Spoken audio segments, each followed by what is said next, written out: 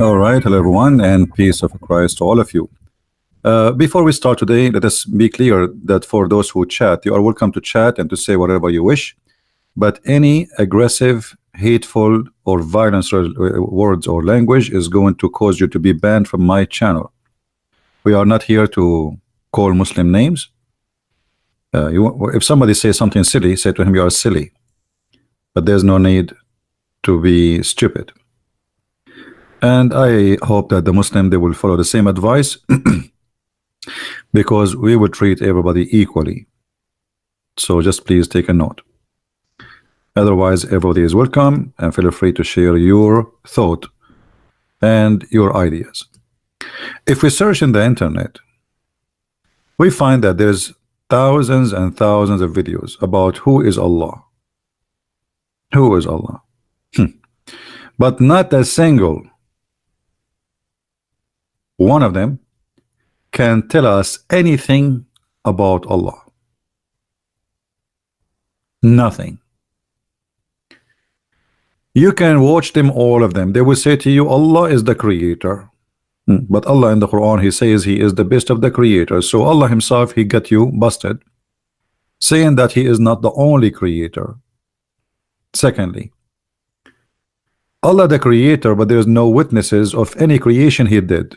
And Allah is disabled and able. So how he can be the creator?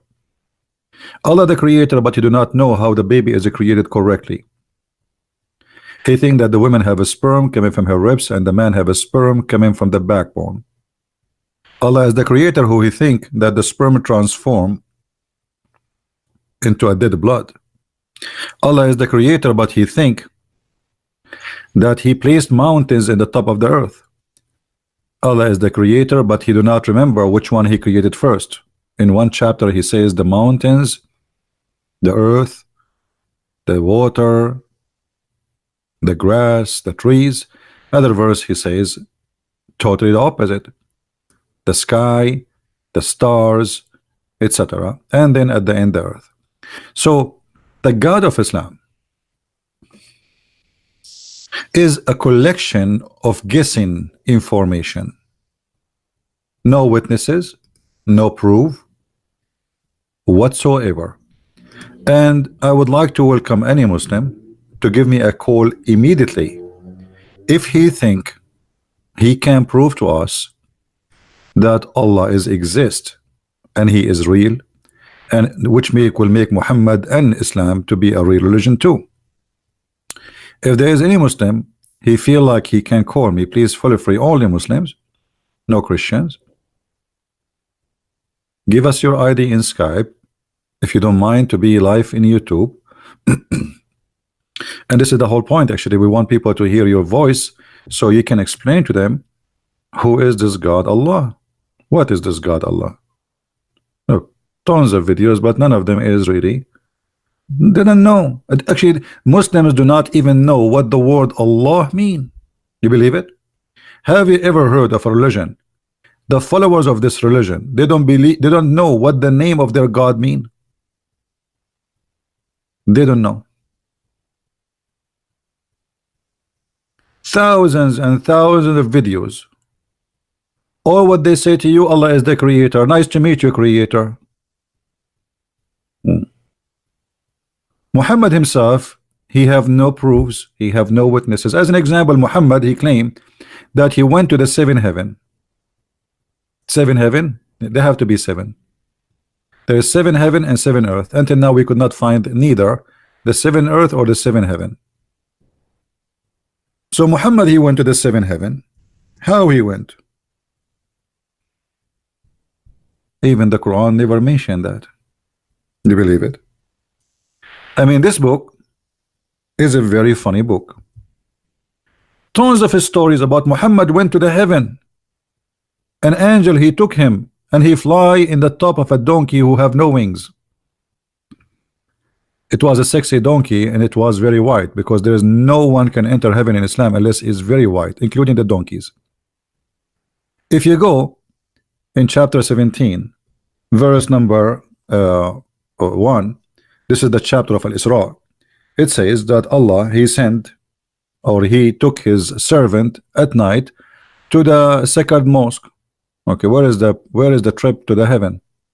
Never mentioned. Have you ever heard of a God? He forgot to mention the most important thing. Which one is more important, to take you to a mosque or to take you to heaven? Like, do Muhammad go to the space every day? Muhammad, he went to the space, and when he came back, he did not tell us he saw the earth is like, it looked like a ball. He did not tell us he saw the earth in a certain shape. He did not tell us that he lost his weight. He did not tell us anything except he rode on a donkey, and the donkey is so huge. And then when he went to the heaven, he found in the heaven the source of the water of the Nile River and Euphrates.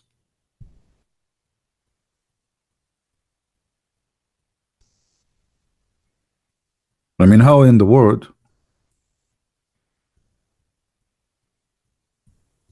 he says such a thing? All the rivers which is known in the south of Turkey, north of Syria and Iraq, and include plus the Nile River.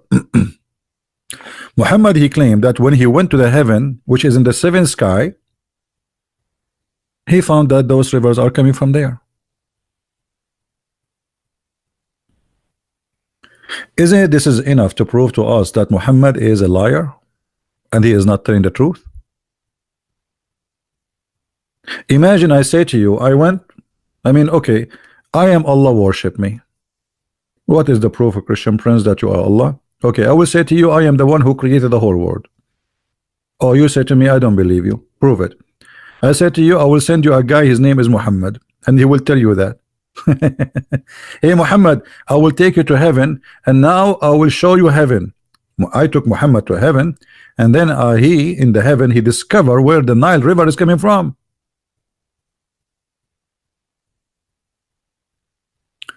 Isn't it this is alone is enough to prove that Muhammad is a false man? Do we have any nice Muslim gentlemen, especially if you are a scholar? I would like to see a Muslim claim to be a scholar with the beard. I like those guys with the beards because they are the easiest to demolish. Do we have anyone? So all this noise about the amazing Allah, the amazing Prophet, the amazing etc., and then we find that the Prophet, he is nothing better than Alice in the Wonderland. Actually, I can show you the tree of the Wonderland of Alice exists in the Jannah. According to Muhammad, not to me.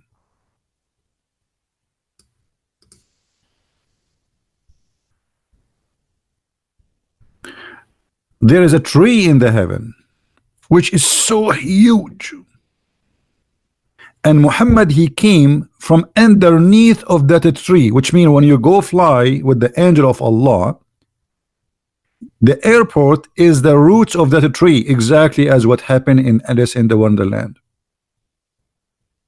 Are we lying, Muslims? Are we lying?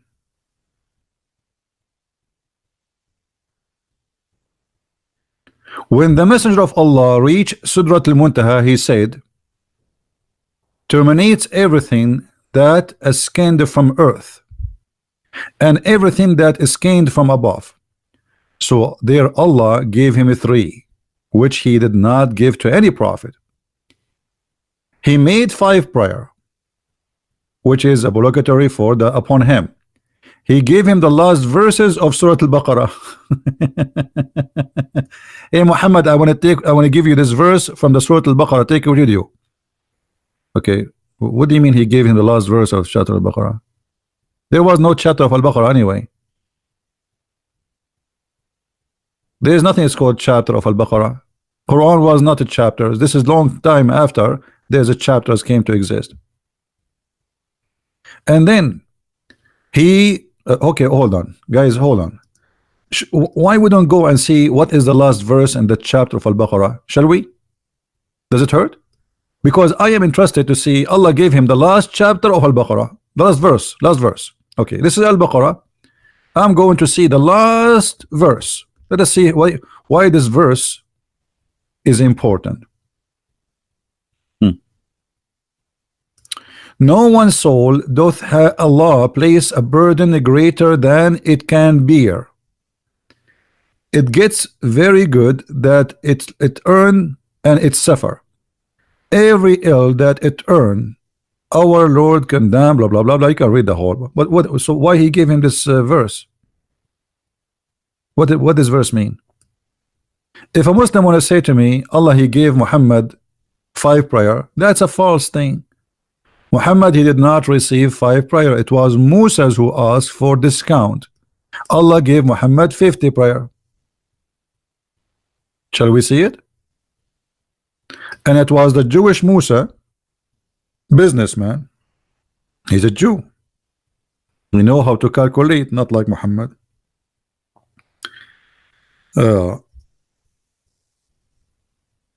Allah gave Muhammad order to pray 50 times.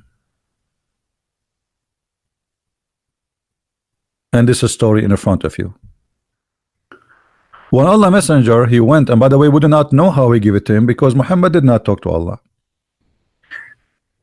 Allah the Almighty, the Supreme, enjoined 50 prayer upon my ummah, and I came back with that until I passed by Moses. I mean, hold on, I want a Muslim to explain to me how Muhammad he passed by Moses. What is Musa right now?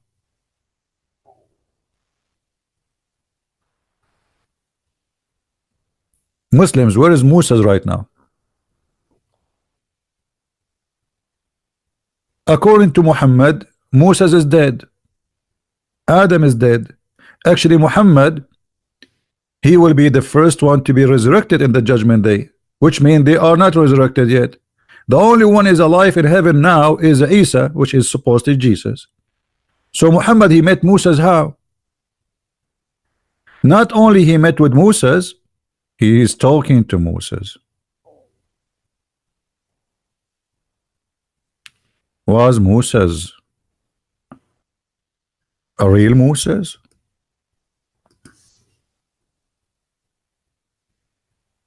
When Muhammad he said, I am going to be the first to be resurrected,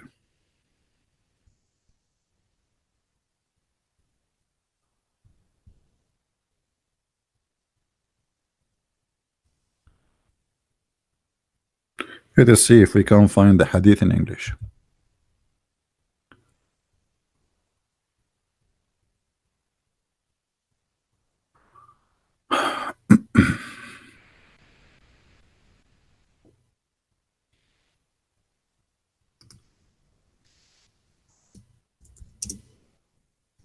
This one we did not find. We will find different one. Give me a second. You know, I don't like to mention something without showing it, because you know Muslim they will say, oh, he is where, how. So I don't like to say anything without showing a proof. Let us see.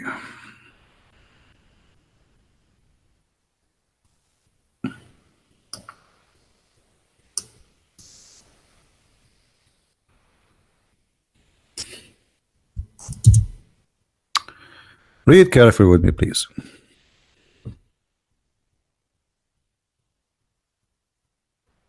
Who is the first one will become unconscious or conscious, sorry. I mean, is dead, is a conscious, is asleep. He is going to be the first.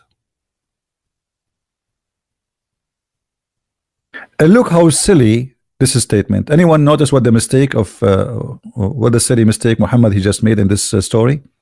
Who wanna help me here? Let us see who of you is really reading carefully. He will be the first one to be resurrected in the day of judgment. He will be the first one will be able to open his eyes. Okay, anyone notice what is wrong? Oh, Musa is already there. How he is the first one? He will be resurrected and he will open his eyes, but yet right away he will see Moses holding one of the pillars of Allah's throne.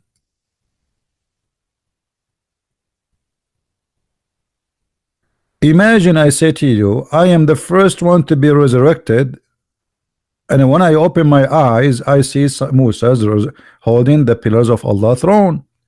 That means Moses is there before me. He's not the first one. That is a very silly statement, but nothing new. That's Muhammad. He always win the competition of being silly. And this is the same story. A man from the Jews, having been slapped on his face, came to the Prophet. Oh Muhammad, a man from your companion, blah blah blah blah blah blah blah blah blah. Okay, why you slap him? Blah blah blah blah blah blah blah blah blah blah. Okay, I said even above Muhammad, I become furious. I slapped in his face. Blah blah blah blah blah blah. Okay, and then look at this. Muhammad, he said, in the day of resurrection, I will be the first one to be conscious. Then I will see Moses holding the legs of the throne. Allah have a throne, and the throne has legs.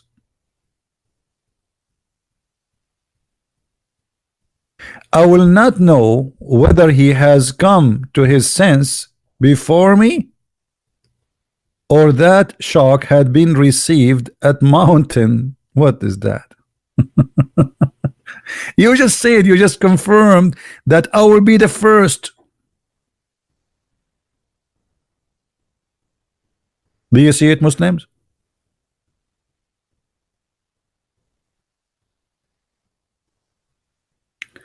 Zuha, she is a Muslim lady. She is saying the Prophet, he hates sin. That's false. The Prophet, he encouraged sin, and he himself was a cheater. Isn't it your Prophet? He said that in the judgment day, as long we are talking about judgment day, all the sin of the Muslims will be forgiven anyway, which means go and do as much as you wish, and he will place the sin of the Muslims on the Christians.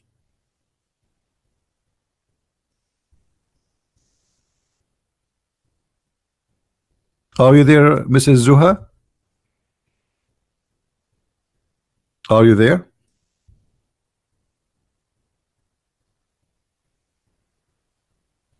Let us show you the hadith.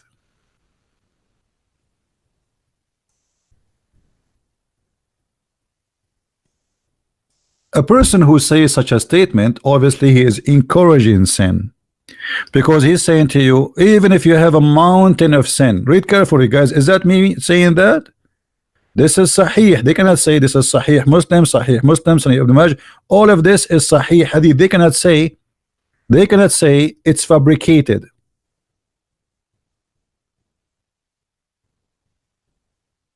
Please be nice to Zuha. Let us not to be rude. The Messenger of Allah said, Allah led those who came before us astray from Friday. Saturday was Jews. Sunday was for the Christians. And they will lag behind us until the day of resurrection. Allah even mislead us. Allah is a deceiver. He mislead us even from taking a Friday, because Allah chose a Friday for the best people. And here, if we read the hadith with me, please. And this is Sahih Muslim.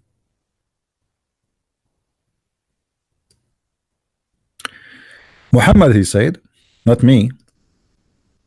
Don't blame me for what your prophet he say.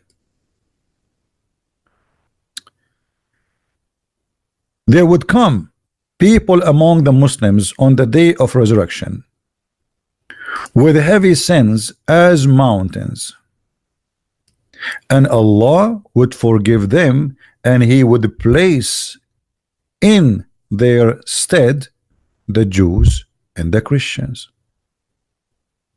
So how, Muhammad, he said, you are saying to me, Zuha, the one in the chat, the Muslimah, that Muhammad is against sin, when he is saying to you, don't worry, sin as much as you want, even if it's like a mountain, Allah will take it and Allah will place it over someone else, and specifically the Christians and the Jews. And this proving Islam and Muhammad to be false again. Anyone remember why?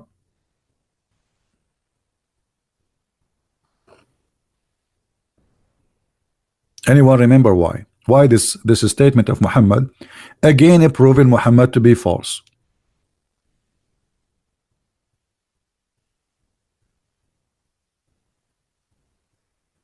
Zuha, I don't care, forgive them, they are sorry or not. As you see, Allah, you come in the day of resurrection. This is in the day of resurrection, and you have this sin. So obviously he did not forgive you yet. And what he will do, he will take your sin and he will place it in the Christians. But isn't it, this is a contradiction for what Muhammad he said in different lie? The Muslim, they say to us, is it fair that Jesus he died for our sin? Shouldn't a person pay for his own sin? And actually the verse we just read in chapter 2 verse number 8 to 6, it says Allah will not make you bear something you cannot handle. All right, okay, why Allah will give the sin of the Muslims to the Christians? Is that fair?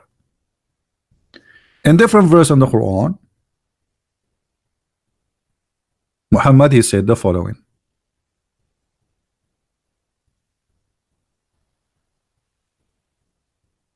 all those verses saying that nobody will pay for the sin of somebody else. All those verses. Look how many. Look how many. Let us take the last one because it's shortest, easy.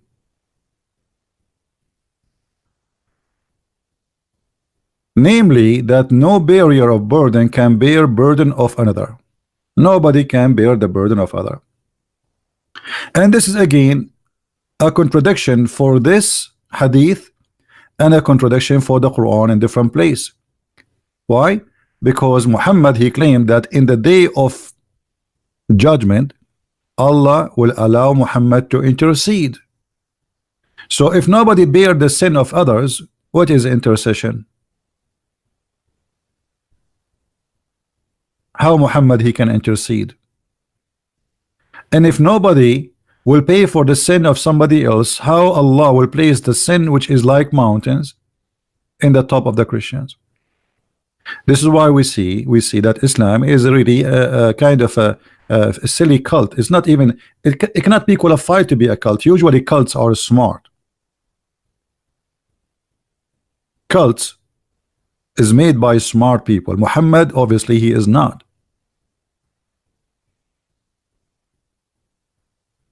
And this is why Muhammad he spent his life nobody believed in him, but then by the sword, when he joined with the gangs, the outlaw, we call them in Arabic as-Sa'alik.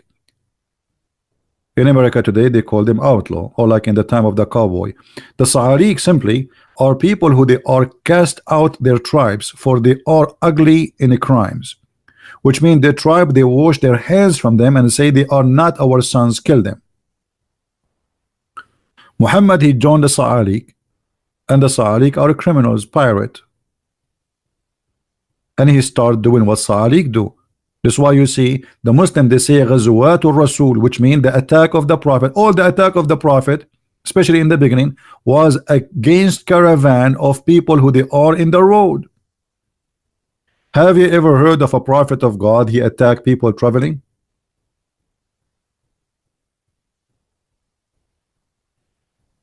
That is Muhammad.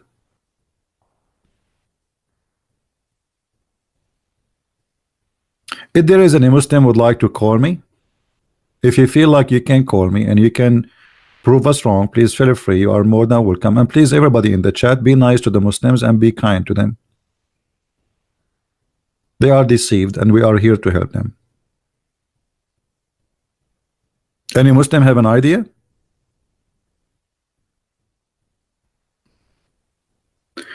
Now we go back to zero. After Muhammad he discovered that the Nile River and the Euphrates River are rivers from the heaven. Why Muslims do not make books about this? I mean, here we go. They make thousands of false videos about discoveries in the Quran. The prophet, he made a prophecy. Even they say that the prophet, he prophesied satellite dish. And look like Muhammad satellite dish was one of them was in Euphrates in the heaven, and the other satellite dish was in the Nile River in heaven.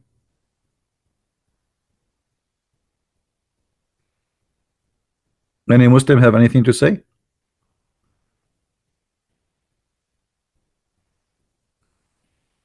Anyone?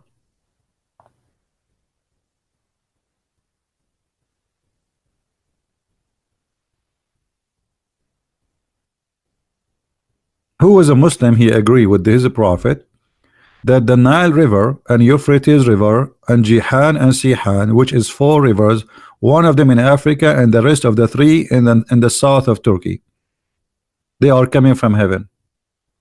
And they are coming from under a tree. It's called Sudratul Muntaha. And by the way, Sudratul Muntaha, it's a very funny tree.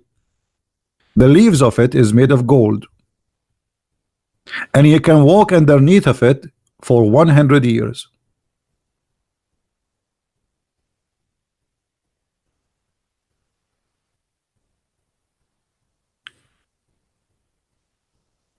Any Muslim want to say something?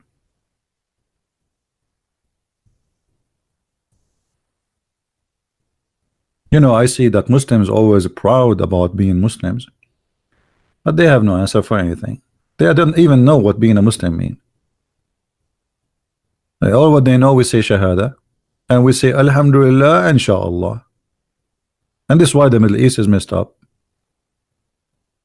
because everything is based on Alhamdulillah, Inshallah. I will do it Inshallah tomorrow if Allah will, and nothing will be done neither by Allah neither by them.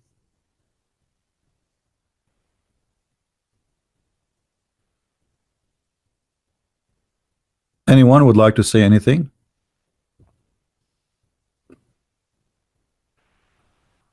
What is the tree which Allah he have in his backyard, which is the greatest tree in the whole universe?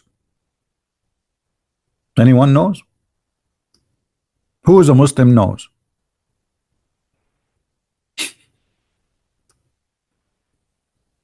You will believe it or not, this tree is exist in the earth.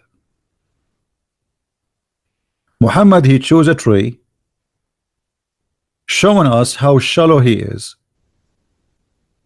Let me show you the tree which Muhammad he speak about. Let me try to find it. Okay, here we go, we found it.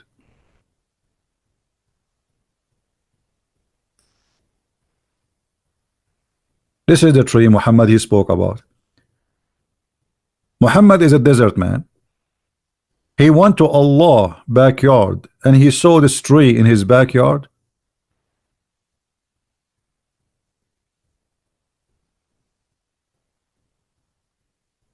Are you sure?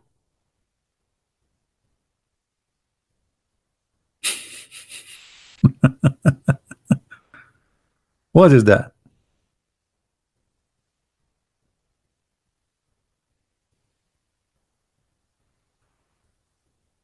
Let me be sure that this is the exact tree, because this one looked nicer from the one I know.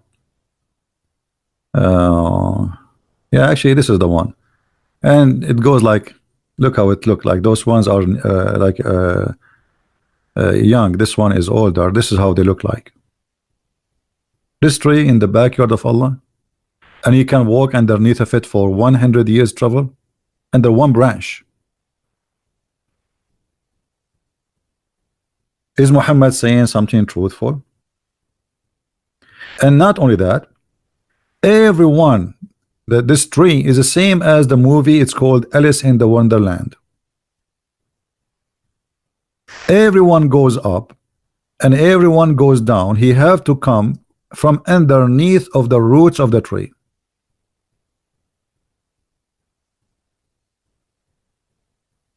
And nobody can pass that tree.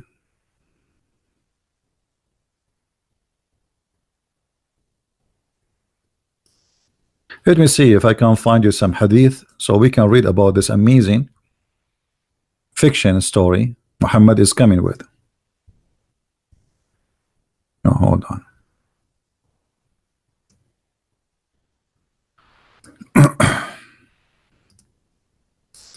Until now, we did not receive any invitation from any Muslim to call him, and I wonder why. Maybe they knew they have no answer, so they said to themselves, and I'm not going to talk about it, we will look funny. While I was traveling through paradise, a river appeared before me, whose bank had tints of pearl. I said to the angel, what is this? He said, this is Al-Kawthar, which Allah granted you. He said, then he put his hand in the clay and removed musk from it. Then I raised up to Sidrat al-Muntaha, and I saw a magnificent light at it. Muslims, what is that? What is the light which Muhammad he saw in that tree which we just showed you the picture? And Muhammad he have a tent in a side of a river, and this is Al-Kawthar which Allah he promised Muhammad, and the mud of it is made from musk. I was raised to the lotus tree. This is the same tree, and I saw 4 rivers, 2 of which were coming out and 2 going in. Those which were coming out were the Nile and Euphrates. Any Muslim have a comment?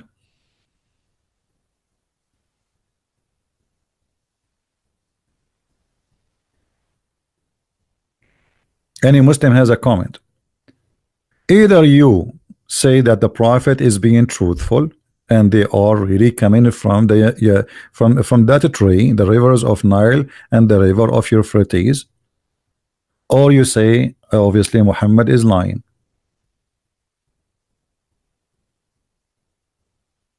Anyone?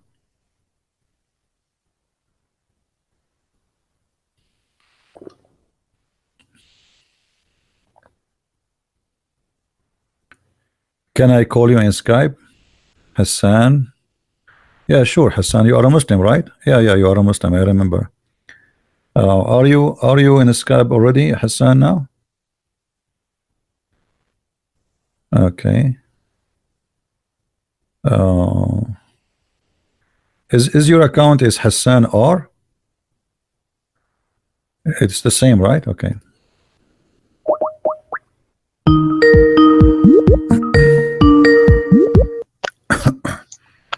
Hello. Hey Hassan, how are you? I'm fine. And you? Am I saying your name correctly? Is it Hassan or Hassan? Hassan. Hassan, okay. Remember last time? Yeah, but you know, too many names in my. It's hard even to know who's the person who's. You know what I mean?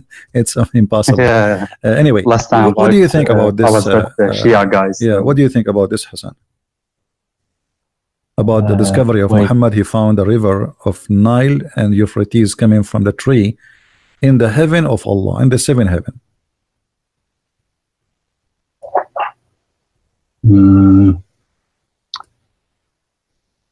I don't know actually.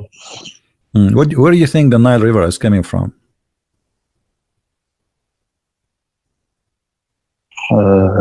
It is on the earth. Yeah, but where in the earth? Is it in Africa? Is it in Asia? Where? Asia, right? No, it's in Africa. Africa. Euphrates is in Asia. It's in the south of Turkey. The Nile River is in the middle of Africa. So why Muhammad is taking 2 or actually 4 famous rivers, Sihan wa Jihan wa Nilu wal Furat, 4 famous rivers, and he claimed that they are coming from the heaven of Allah, and the heaven of Allah is in the sky. Is this Sunni or Shia? Oh no, this is Sunni now. I know you are a Shia, okay. But I know that. But this is Sunni now. No, I have no idea actually. Like, All right. What you wanted to call me? You want to say something? Beside I wanted to talk about you about some topics. I don't want to change the topic, but if you allow me, I don't know. We'll not change the topic, but you can talk. You can answer me as a Shia, not as a Sunni. Forget about being a Sunni. What make you think that Muhammad is a prophet as a Shia? Well, they say like he was a really decent man, and He was a decent man. Muhammad was a decent man. Is it true that he was accused of stealing underwear? I saw that, but I have no idea what the Shia tafsir says. So. Any one of your friends ever accused me that you stole an underwear before?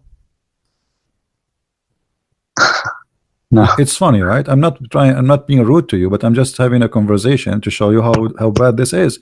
So when the followers of a prophet of God, they accuse their prophet that he stole a piece of a clothing, and this piece of a clothing itself, they stole it from a Jew or from someone else. What kind of gang they are? What kind of people they are? Let us say you are a good person and you have good friends, and now you stole some fabric from somebody, and now you are fighting who took the underwear, and they are accusing that the prophet is the one who took it. And how the prophet he answer? Do you see the verse on the screen? Yes. Okay, what do you think about this verse? No prophet could be false to his task if any person has. Can I see the tafsir about this from no Shia? problem. But you see here the problem, the translation is false. It says no prophet can be false. It doesn't say false, it says Yaghul, which means he is a thief. No prophet is a thief. This is Yusuf Ali translation. Do you know any English translation for Shia so we can show it to you? If there's any famous Shia translation, you know? No, I don't know. I think translation is not the best option actually. They are saying false. I don't know what the word false have to do with the word Yaghul. If we go to the Shia, I forgot, you speak Arabic? Kind of not because not really good, but I quite understand. Do you know any website for the Shia have tafsir in English? What do you say? Do you know any website for the Shia have tafsir in English? Because I have, but it's in Arabic. I don't. You know, it is in Arabic. I have not. I don't think that they exist, but yeah, that's why I'm asking you, because you are a Shia, so maybe you have some information about that. Chapter 3, verse number 161. Let us see the Sunni first, as long as this is what we have.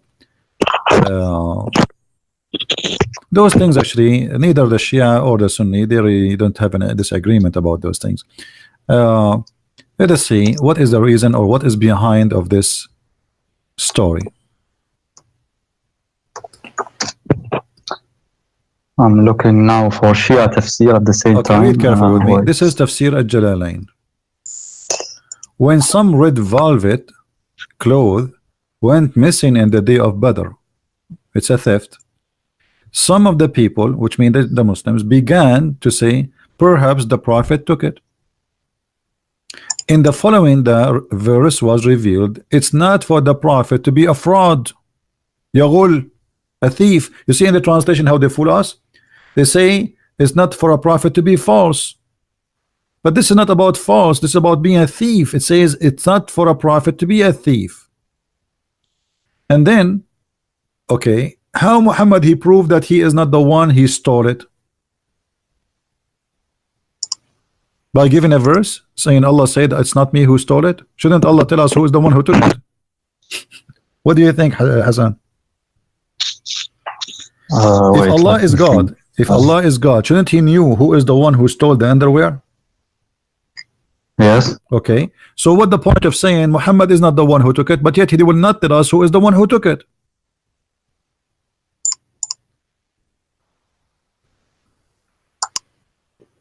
Do you understand what I'm saying? If I am God, yes, if I am God and my prophet was accused of being a thief, shouldn't I say to them, okay, it's not Muhammad, go to the house of this guy, I know everything, open his closet, or maybe take off his panty, you will see it. So all what Muhammad he did, he gave them a verse claiming that Allah said it is not him who took it. Why Allah did not tell us who is the one who took it?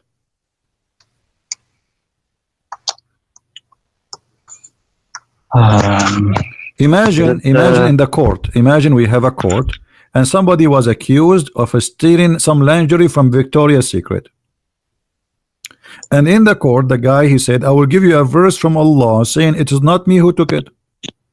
The judge he will let him go. Then it's very Islamic.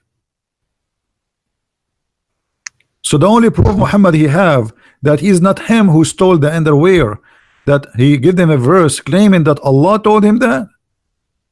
How we knew that this is not Muhammad himself saying this? Until now, by the way, the underwear is missing.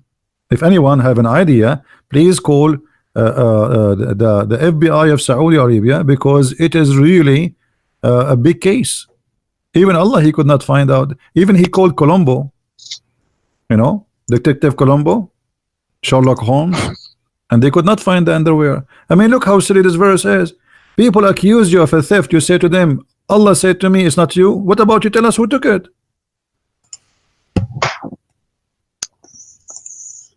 Okay, this is Tafsir al-Jalalain, huh? It doesn't matter. Shia is not better, my friend. Shia is not better. If you think Shia is better, I can switch to the Shia, go to Arabic, because I don't have it here in English. And can we go? Yeah, we can go to the Shia. No problem. No problem. You go. Right, Let's go use to the this Shia. one. Tafsir al-Burhan. Yeah, okay. We can go to the Shia. Hold on. We can go here. They have. Let me show you what they have in the screen. They have Tafsir al-Quran al-Tabrasi, Ali ibn Ibrahim al-Qummi, al-Tusi al-Tabata'i, al-Kashani, al-Janbadi, al-Shirazi, al-Bahrani. Al-Burhan. Al-Burhan. Okay. Tafsir al-Burhan. All right, let's go to the Al-Burhan. Okay. I'm just curious. All right.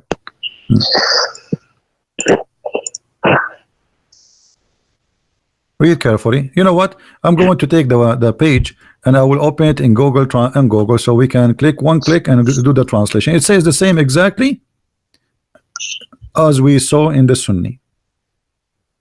Look like the Shia and the Sunni, they agree about this one. All right, we are translating now. Here we go. This is Tafsir al-Burhan. You see the screen, Hassan? Yes, right. I'm looking at the screen. All right, it says in the top, Hisham al-Burhani. This is Tafsir Google, so you know, take that into consideration. It's not very accurate, but it's saying the same. That it says that they attribute to the Prophet that he took a piece of a clothing, which is a red velvet underwear. Do you see it? Wait, I think the screen is not on time. Wait. Refresh the page, maybe. If you refresh it, will work.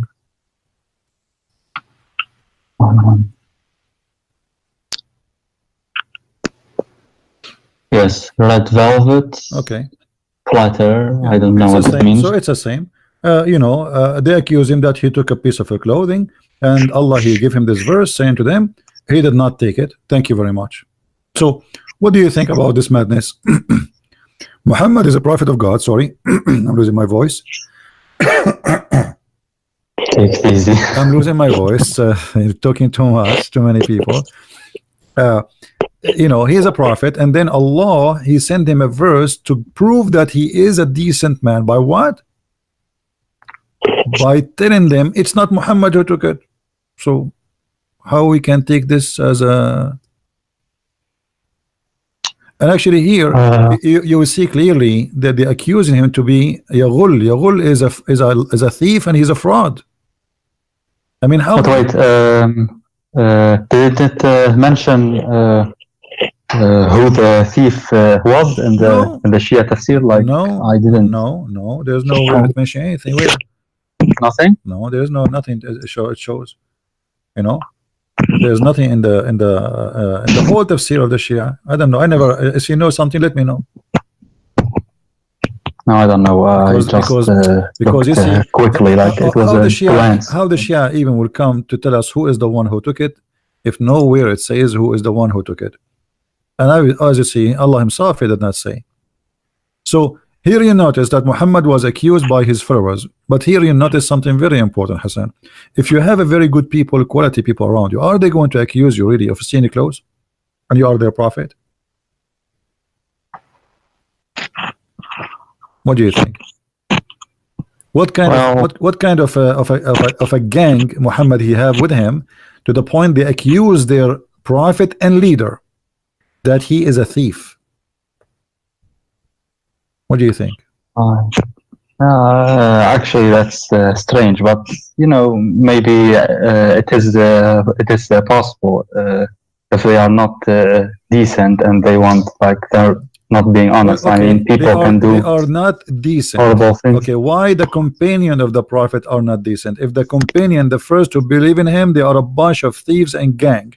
So what kind of a prophet he is? You know, in the Middle East we say, if you want to know him, tell me who is your friend, I will tell you who you are. Correct? Tell me who's your friend, I will tell you who you are. If your friends are a bunch of a druggie and drug people, drug dealers, then you are like them. Do we agree? Yeah, they say there is a hadith that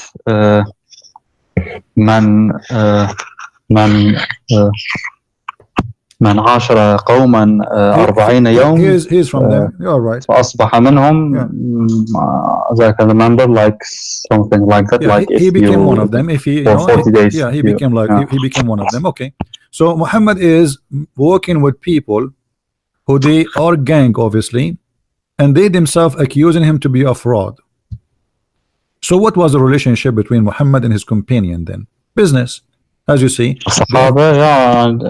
In Shia Islam, they are very, very hated. Omar and for example, but regardless of the names, regardless of the names, obviously they are. If they are bad, that means Muhammad is bad. I mean, why I want to walk with you? Why want to go together, drink coffee together, go and fight together, believe in the same God together? We pray together, yet you are bad and I am good. Doesn't make sense. Yeah, okay, but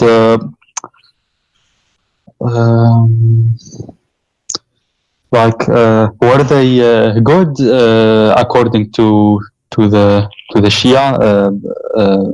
Those Sahaba, like before the Shia, before the death of the Prophet. The Shia, they prove to us that the Quran is a fraud too. You Shia, you accuse Aisha she was a bad woman, even she was a whore. Is that correct?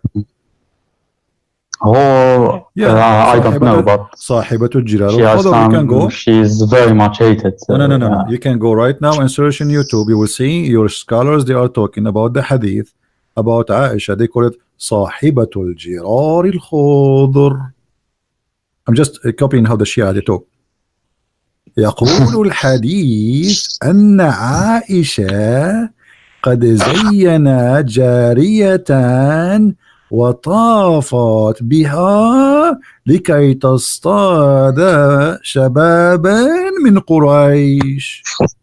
This is how the Shia they speak about Aisha. Do you agree? Are you laughing?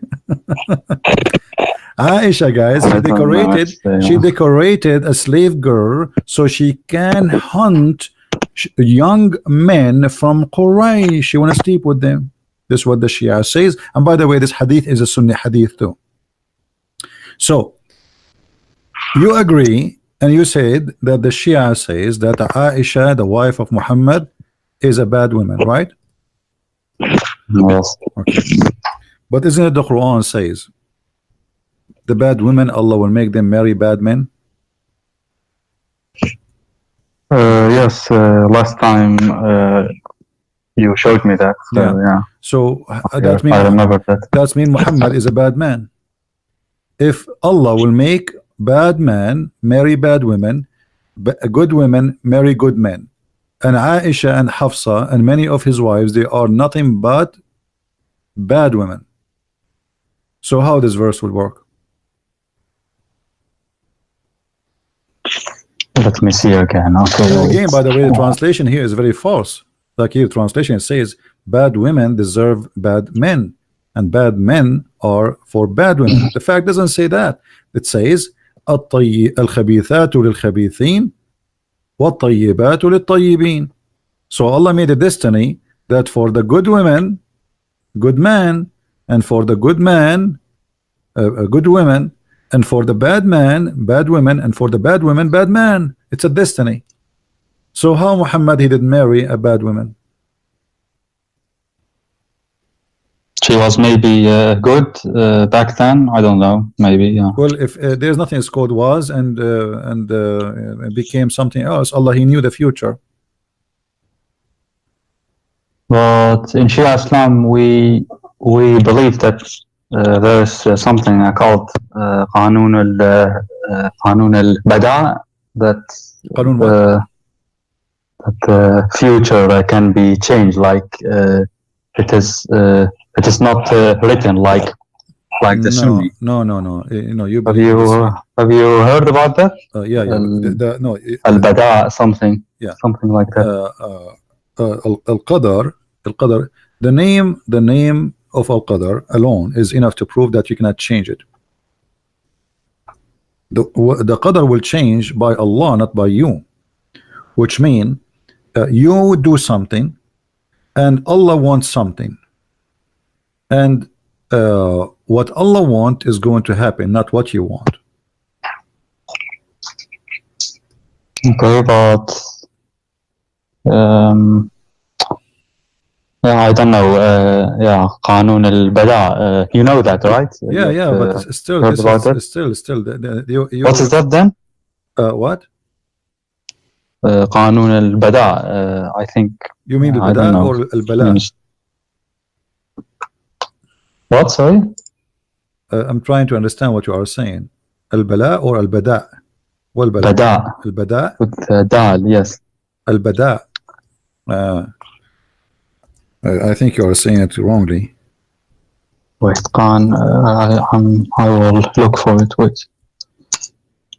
I think I know what you are talking about. Hold on. Yeah, al-bada, the bada and the Shia. Yeah. But this is not about what you are saying. Al-bada is the appearance. You see the Shia, the difference between the Shia and the Sunni. The Shia, they have something, it's called appearance, and the inside, the inner. Correct, Hassan? What do you mean? Wait, I don't know what you mean. There is the appearance, and there is the inner, the inside. Batin and zahir, you mean? Yeah, batin and zahir.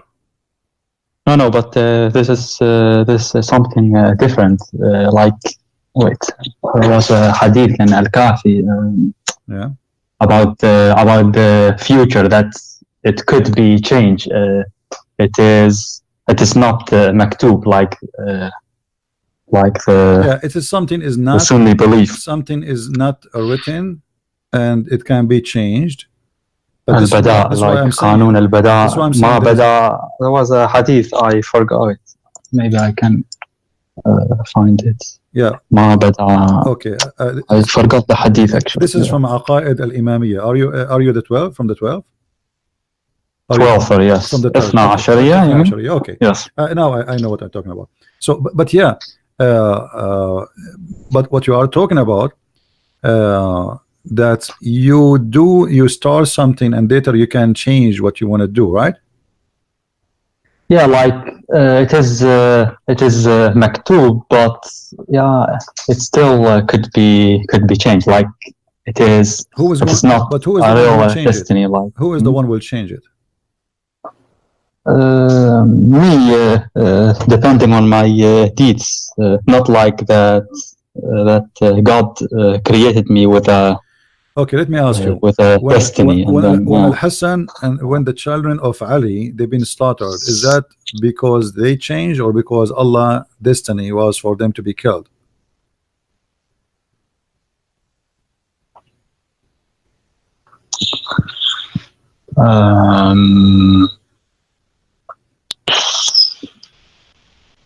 Well, God knew it because the angels, I can't remember that they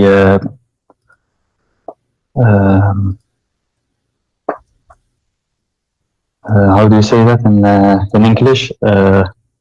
اشتكوا, like, yeah, I don't wait, the word, like they can you help me? I'm not sure. اشتكوا على الله because Complain to Allah. They yeah. complain to Allah. They What, sorry? they've been they rebel against Allah. Yes. Okay. Because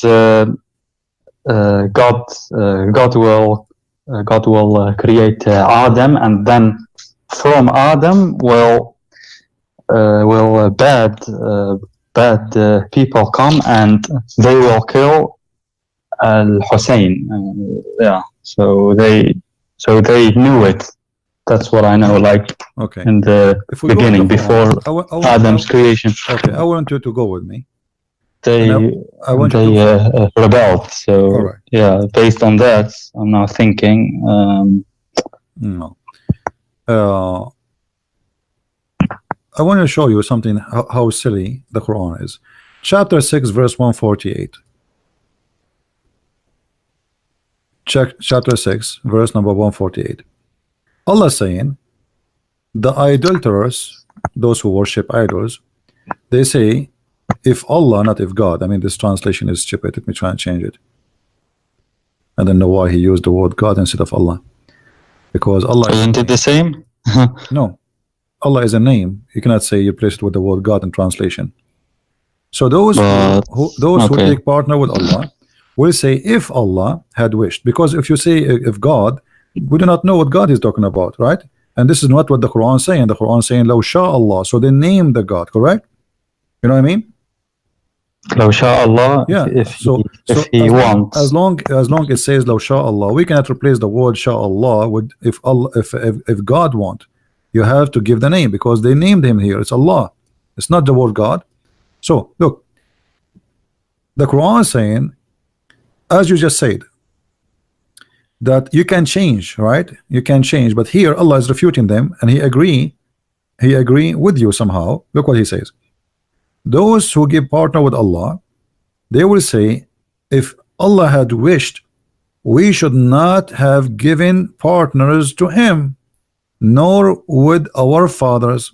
So they are saying, well, this is our destiny, correct?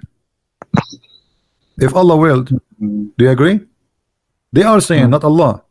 Allah is saying to them, no, this is your destiny. This is you choose that. Here he says, they are saying, if Allah willed, we will not take partners, which means we are doing this because this is Allah will, obviously. Because if Allah willed, we will not take any partner with him. And he said, so did their ancestor argue falsely. Do you see it? Are you with me? Do you understand, Hassan? So their argument, you say to me, why you are associating somebody with Allah? I say to you, well, if Allah want me not to associate with him, he can make me not to do that. But obviously Allah like me to do that, because he don't oppose me, you know. So it's Allah will. So Allah here he says, so they did their ancestors, they have the same lie, and they argue falsely. So Allah disagree with the statement that if Allah want, if Allah will, then we will not worship another one beside him. So obviously this is Allah will, therefore we will do it. But look how silly the Quran. If we go to a verse, another verse, you will see the following.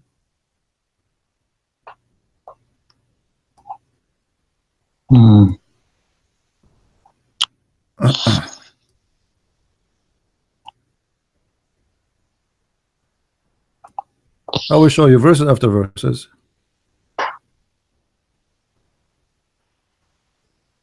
Okay, hold on. I need to change the translator. Anyway, all those verses, it says clearly that if Allah will, we will not worship someone beside Allah. So they say like God wrote this destiny for us. They are saying that. They are saying that, but Allah, He don't agree with them. Allah saying to them, well, this is your false argument. This is your false argument. But then if we go to different verses in the Quran, we will find Allah saying that this is His will. You see, I'm not using hadith, because if I use hadith, you might say to me, you know, like I'm Shia, I don't agree with the hadith of the Sunni. I want Shia hadith. Yeah, no, I'm not going to show you they Shia. say I'm like, not going to show you hadith. I'm going to show you Quran, which is more better. Chapter 6, verse number 149. It says, Allah says,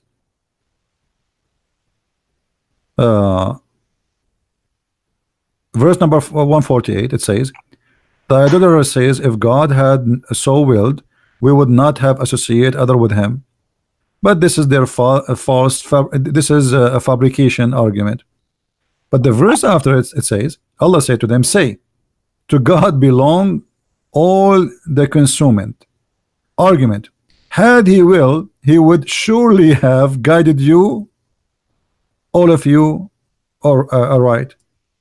Let me change the translator again. It's coming back to this translator. This guy is an idiot. I think he's using Google Translation. can I see the Arabic also? Sure. Okay. Let me read it again in English. So with Allah is the argument that reaches home. If it had been His will, He could indeed have guided you all. You see it? So how in the verse before it they said, if Allah will, we will not be misguided. And then the verse after it right away He says, if Allah, say to them, if Allah wanted, He will make you all guided. So this is His will. Okay, it's the Arabic. قل فلله الحجة البالغة فلو شاء لهداكم أجمعين. Correct. Yeah, okay. لشاء, like, yeah, okay. فلو شاء لهداكم أجمعين.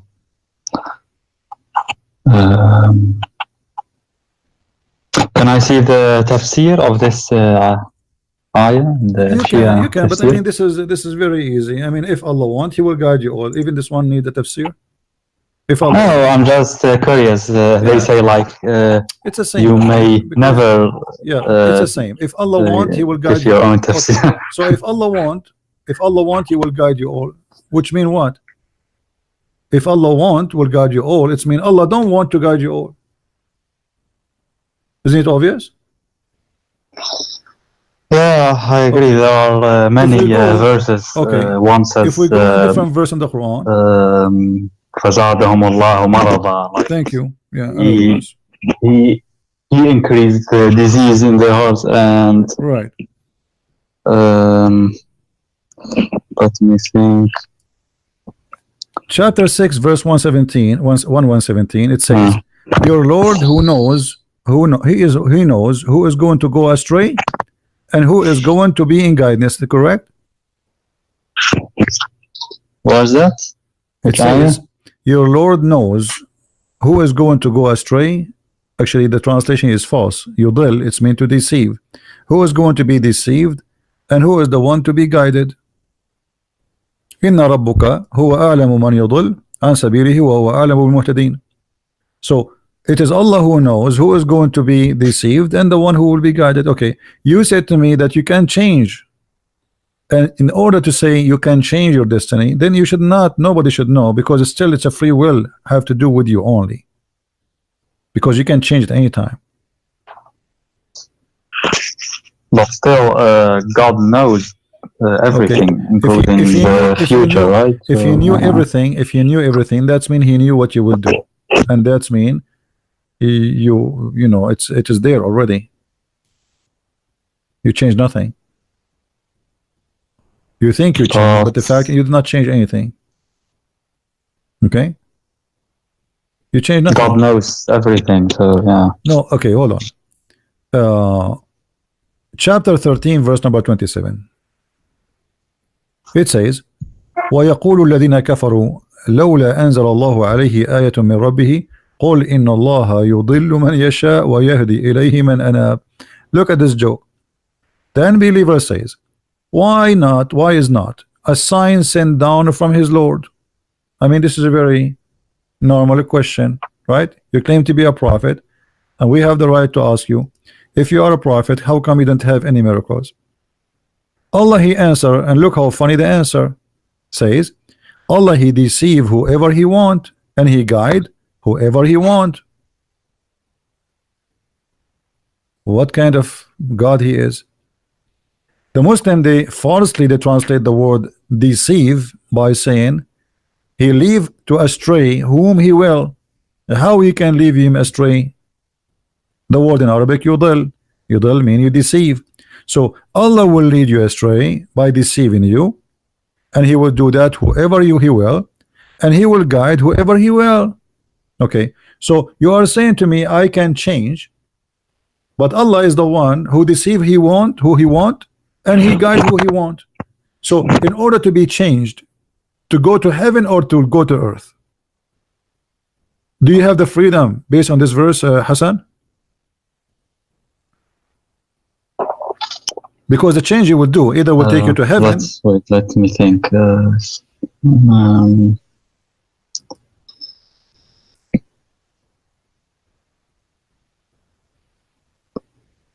Can I see the Arabic again? It was, I think, more. Yeah, this is chapter 13, chapter 13, verse number 27. Let me read it for you for fast reading. ويقول الذين كفروا لولا أنزل الله عليه من آية من ربه قل إن الله يضل من يشاء ويهدي إليه من أناب. Okay, yes. That's madness.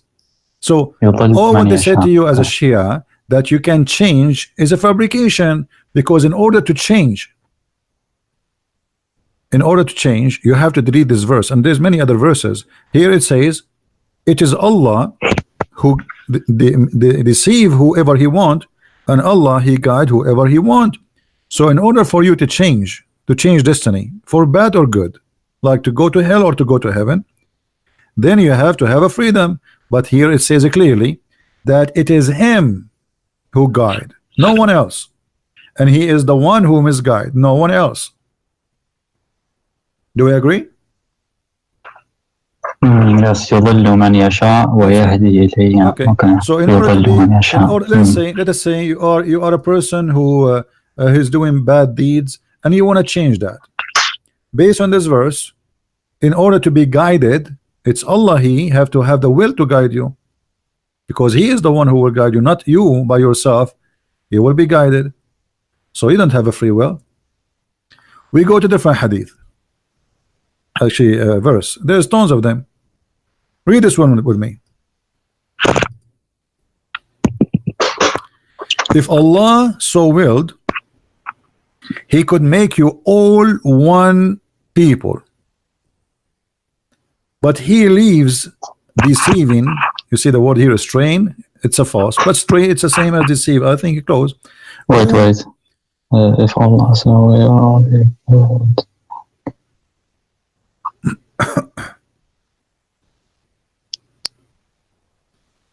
Straying, yeah, يضل straying.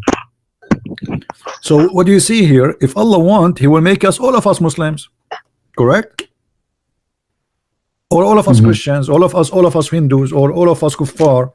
But Allah, he don't want us to be all of us one.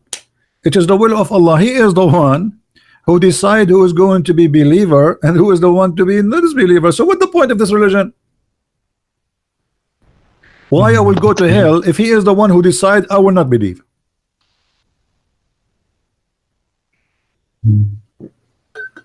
He leaves straying whom he pleases, and he guides whom he pleases. And again, this is a false translation. The word yudil have nothing to do with strain. The word yudil is about deceiving. He deceive whoever he will, and he guide whoever he will. So if he want, he will make you all one nation. But obviously, this is not what he want. So what he want? He deceive as he wish. But yudil means lead astray. It is correct. Like no, my friend. Yudil, it can be used in many ways. And let us give an example. يضل الطريق. He lost his way, correct? Okay. You mean? If somebody he lost his way, we can use ضل طريقه. He lost his way, which means direction. He got wrong direction, correct? But if somebody doing that to you, here is deceiving because he is causing you to take wrong direction. Do we agree?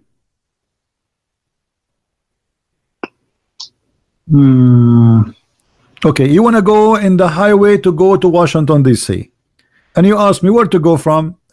I give you a different highway in purpose to deceive you, so you can go. You will go to different city. Is that a deceiving, or this is just I went astray?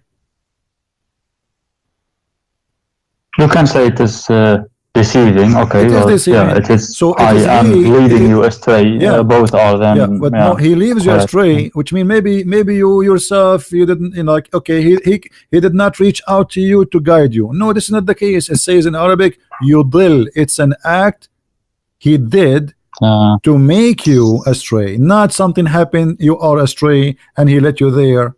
You know, it's like I'm walking in the beach. I saw somebody is drowning, and I did not give him arms, so he died. This is not what it says.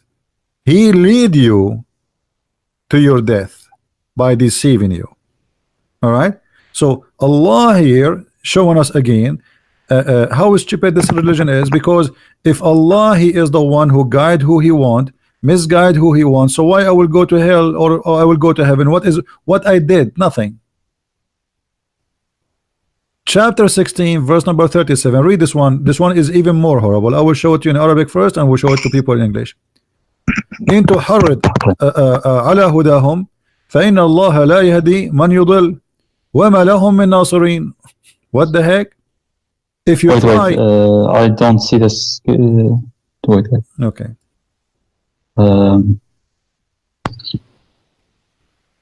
This one. This is chapter 16, verse number 37. 37. Okay. So if you anchor if you try your best to guide them, don't waste your time. Allah will guide not the one who he deceived,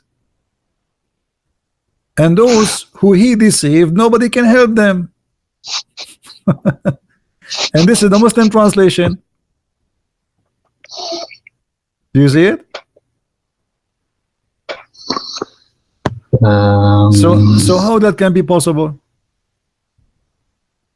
Don't try to guide them, because Allah misguide them, and those who Allah misguide them, nobody can guide them. As simple as that. We can change the translation, you know, so we can love better.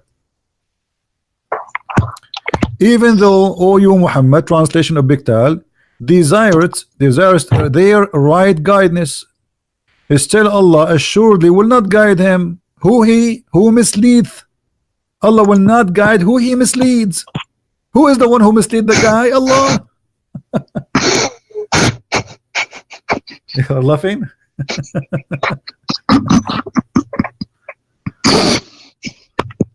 So what's happening now? So I don't know, man. So what kind of religion this religion is?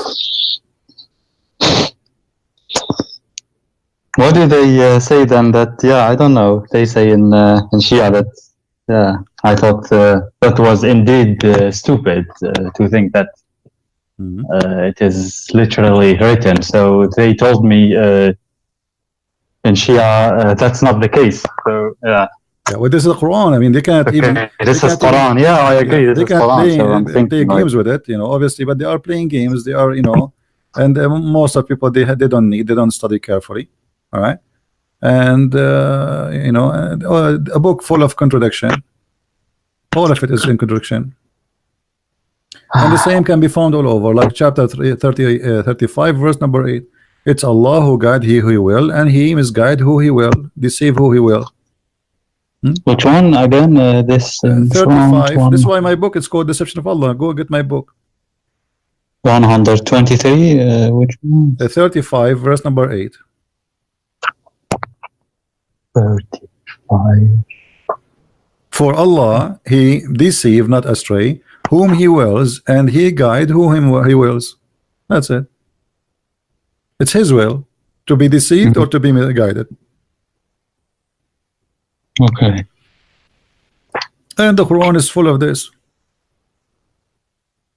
All the Quran is like that. What kind of book this book is?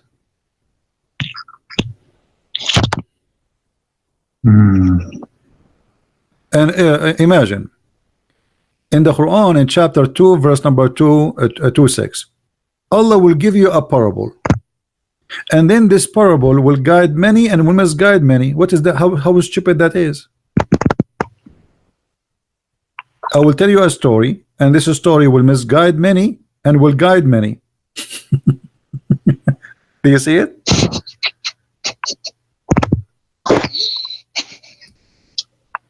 Hey guys, I have a story for you, and if I tell this story, many of you will go astray and many of you will be guided. So what the point?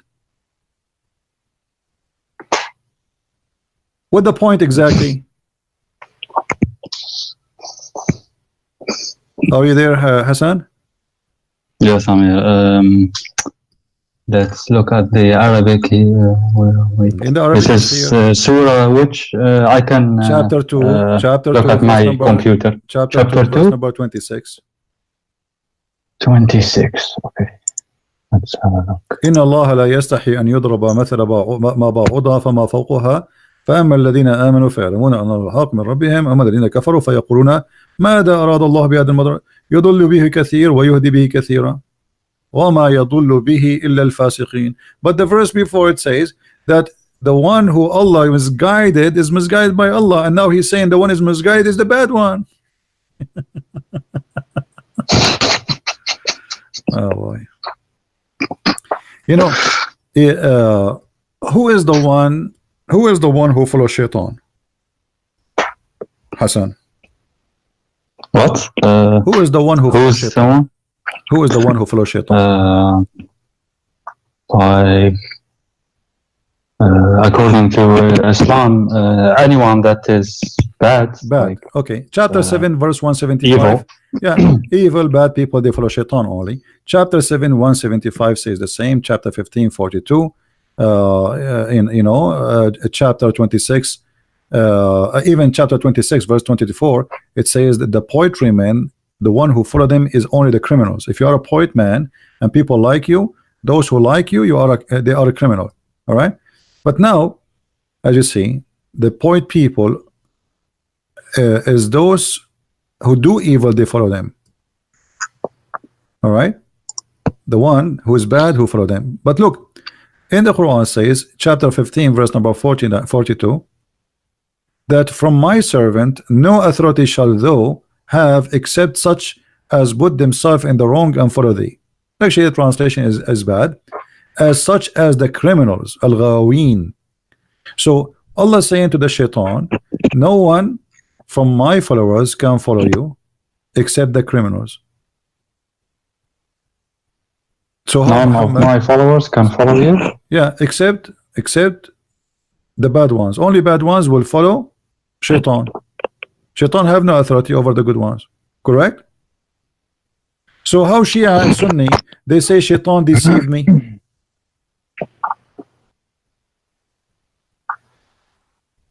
Did you hear the question, Hassan? Yeah. How you Shia, you say shaitan deceived me. If shaitan cannot deceive unless you are a bad person, you are a criminal. Not only a bad, you have to be a criminal. Al-Ghawin. What a stupid religion. So you say to them, Shaitan have no authority except over the criminals. Okay, so how Shaitan he was able to convince Adam to commit sin? Adam was a criminal. They say in Shia Islam that Adam by Iblis swear by Allah. So doesn't matter. Doesn't matter. Adam thought that, my friend, whatever Shaitan he did, whatever no one would. No, Hassan. Whatever would Shaitan, swear by Allah and lie. But yeah, whatever the stories they told you about Shaitan he did, as long the Quran, and this is before he even kicked him out from heaven.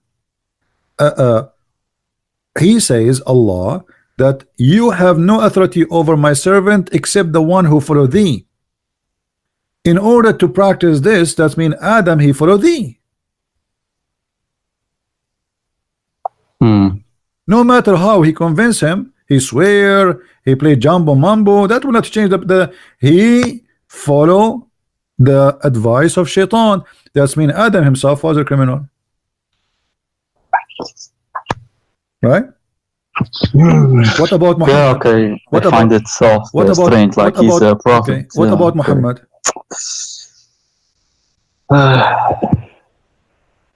Was Muhammad a sinner according to Islam, to Shia, or no? To Shia, no, absolutely not. Because to the Shia, Sunni, he was. No, because the Shia, they are not being the Shia scholars, they are not being decent and they are not being truthful. This is the Quran, chapter 48, verse number 2. Translation is false, same fault. In Arabic, it says dhambaka. You know what them mean, right? What them mean? Sin. Okay. ليغفر لك الله ما تقدم من ذنبك وما تأخر. Does it say that? Which surah was it? 48, okay. Verse number 2. Okay, let me read it. ليغفر لك الله ما تقدم من ذنبك وما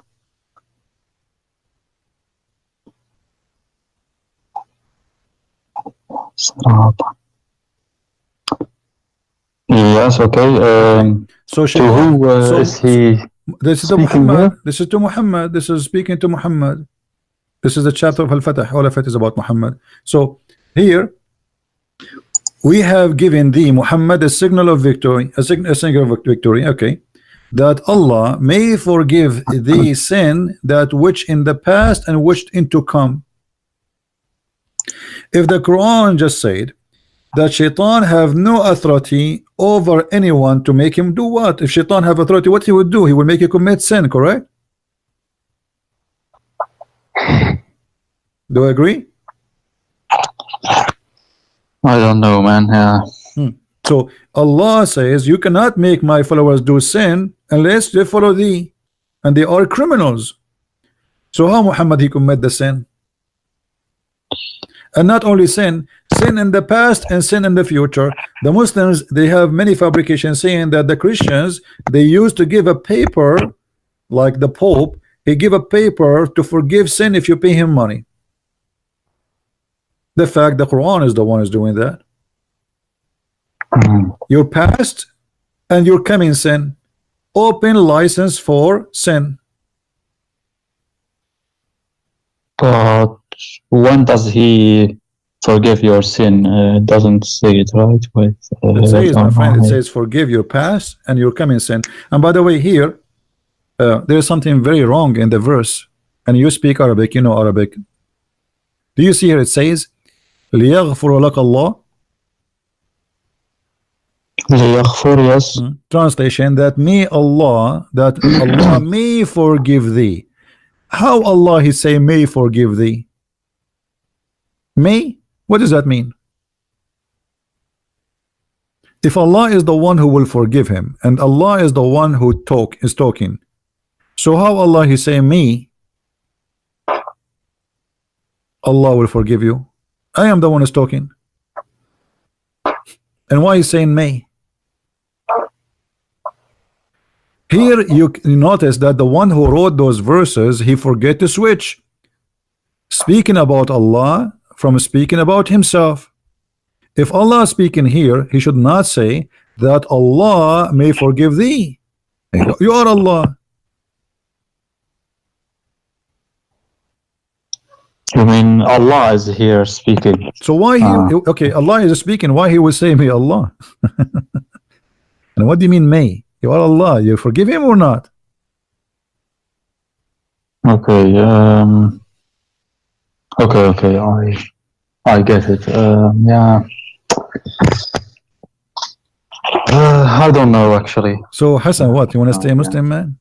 After all this madness? You still a Muslim? Stay a Muslim and may Allah forgive you. may Allah. Allah, he is not sure he forgive to Muhammad or not. May. And may in the past and the coming and the sin to come. I mean, look at this. As long you are saying the sin to come should not be may, because obviously you are saying you forgive him. So what do you mean ليغفر لك الله ما تقدم من ذنبك وما تأخر? What does le means here? ليغفر is like maybe in the Arabic? future, like they lead الاستقبال, you know, like something will happen in the future. So maybe Allah will forgive you in the this way in the translation is that may Allah forgive thee. Okay. What is that?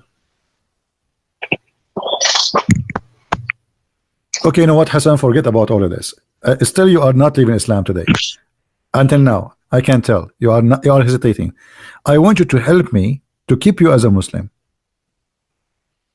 I want you to help me to keep you today as a Muslim. Give me something, make you stay as a Muslim still.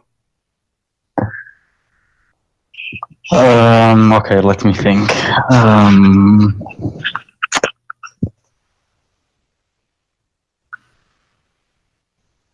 I don't know where they say like Ahlul Bayt, they have many hadith about wisdoms and like that's all fabrication with stories speech. after what, you know, all those stories written long after Muhammad. And حكايات, for example, قال this is a story. قال علي, for example, هناك نعمتان مجهولتان الصحة والأمان, for example. So yeah, I don't know. And they say there's a book called نهج البلاغة. All right. For Ali, he has a sermon without dots. Okay, But I don't think that's really. I don't know, man. But they say like Ali was the most rightful person. But yeah. All right. Well, let us see some of the wisdom of the people of Ahlul Bayt. All right. Okay. That's what they say. What about watermelon? Watermelon? Yeah. What do you mean? Is watermelon a Shia or Sunni? What? Yeah. What? Why you are laughing?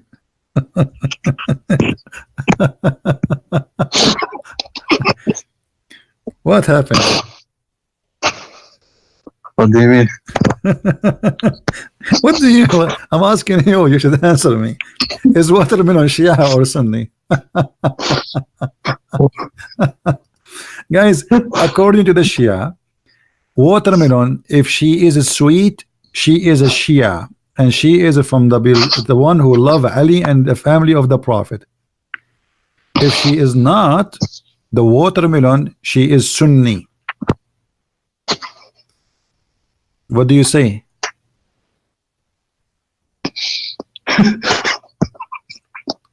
Okay, let us read. وسائل الشيعة. Do you see the screen? You see the screen? Hassan? Wait. Really? Like, are you joking or what? No, I'm not joking. I will show you many examples.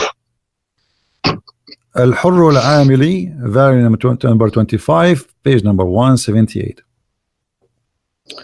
It says عن جده عن أمير المؤمنين عليه السلام أخذ بطيخة ليأكلها فوجدها مرة فرمى بها وقال بعدا وسحقة إلى أن قال فقيل له يا أمير المؤمنين ما هذه البطيخة؟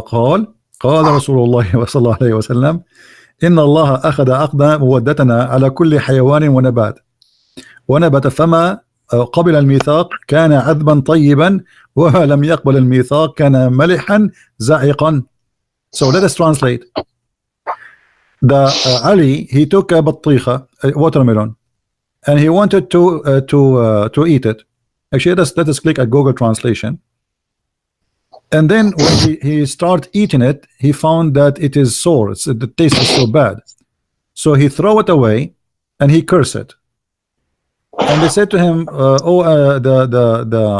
leader of the believers, Amir al-Mu'mineen, what's wrong? What's up with this watermelon? You know? He said that the Prophet of Allah, he said that Allah, he took a contract of our faith, which means Shia faith, on every animal grow up before the whatever, and every planet. Actually here the translation is wrong. And every planet, animal and planet. So Allah, he made a contract that all the animals and all the plants who are going to follow Ali, the good ones, Ali and his family, they will be sweet and good taste, and those who they are not, they will be salty and they will taste bad. Do you see it, Hassan? Yeah, I see it. And this is an agreement between Allah and all the animals and the plants. And this watermelon, she is not Shia. That's why he throw it away. It's not sweet.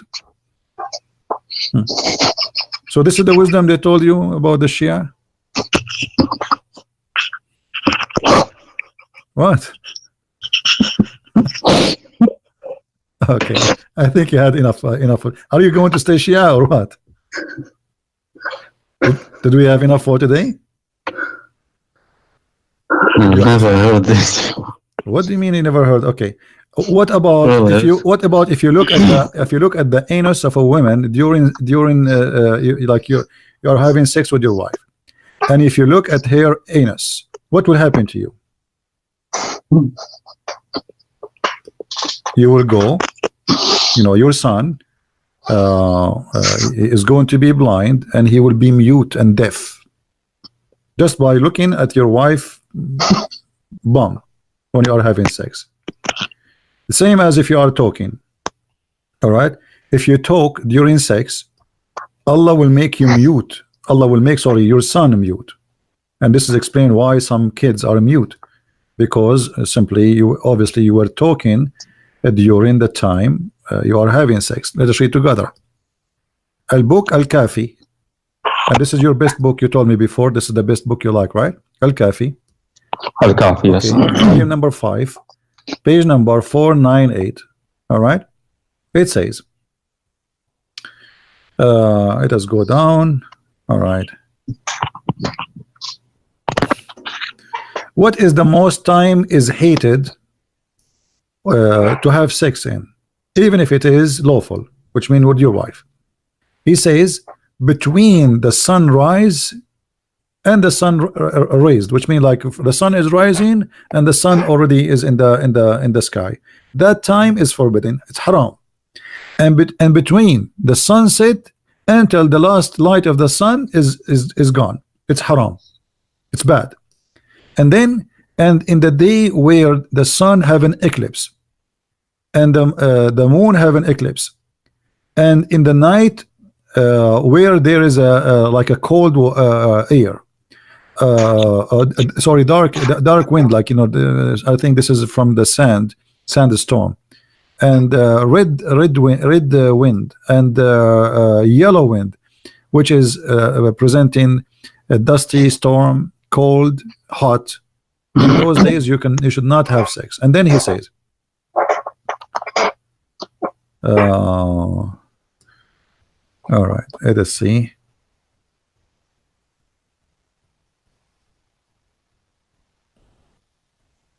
Oh, okay, in the top it says اتقوا الكلام عند ملتقى الختانين فإنه يورث الخرس. Do you see it? Yes, I see. Okay. Avoid talking during sexual intercourse because that will make your kids deaf and mute. Wait. ملتقى الختانين. What does that mean? الختانين, which mean women is circumcised in Islam, man is circumcised. So when the two circumcision met, you don't talk. ملتقى. Okay. Yes, ملتقى is meeting. Okay. Yeah. But if you talk, you inherit your child to be mute. So the reason for this is the wisdom of the Ahlul Bayt. Are you kidding me? I mean, this is a lot of wisdom. So this is what me keeping you as a Muslim, the wisdom of Ahlul Bayt. Are you sure?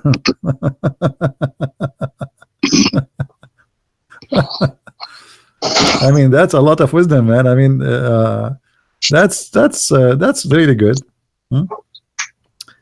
but they say like there are thousands of those. Okay, what about Muslims? what I don't know. Okay, you believe in قال علي قال الإمام قال. Okay, you believe in Al-Mahdi, right? Yes. Okay. Well, yeah, I don't know, but it is in Shia Islam. It is of the main belief. But. Yeah, but I know. But I mean, the Mahdi, is it true that his fart is like perfume? What? What do you mean what? Is it true that his fart is like a perfume? Why you are laughing? Hold yourself. This is your religion. Come on. Show respect, man. This is Bihar al-Anwar. Al-Allama al-Majlisi, volume number 25, page number 168. All right. The description about Al-Mahdi. What Al-Mahdi, what he will be. He says that the Imam Ashru Alama, there is two signs of Al-Mahdi. First one, his penis will be circumcised when he was born. So his penis is already circumcised by Allah. And if he fell down in the ground, he will fail in his butt. In his butt. Not in his any side, no, in his butt. Always he fell down in the butt. Like you throw him in the air, he go down in his butt.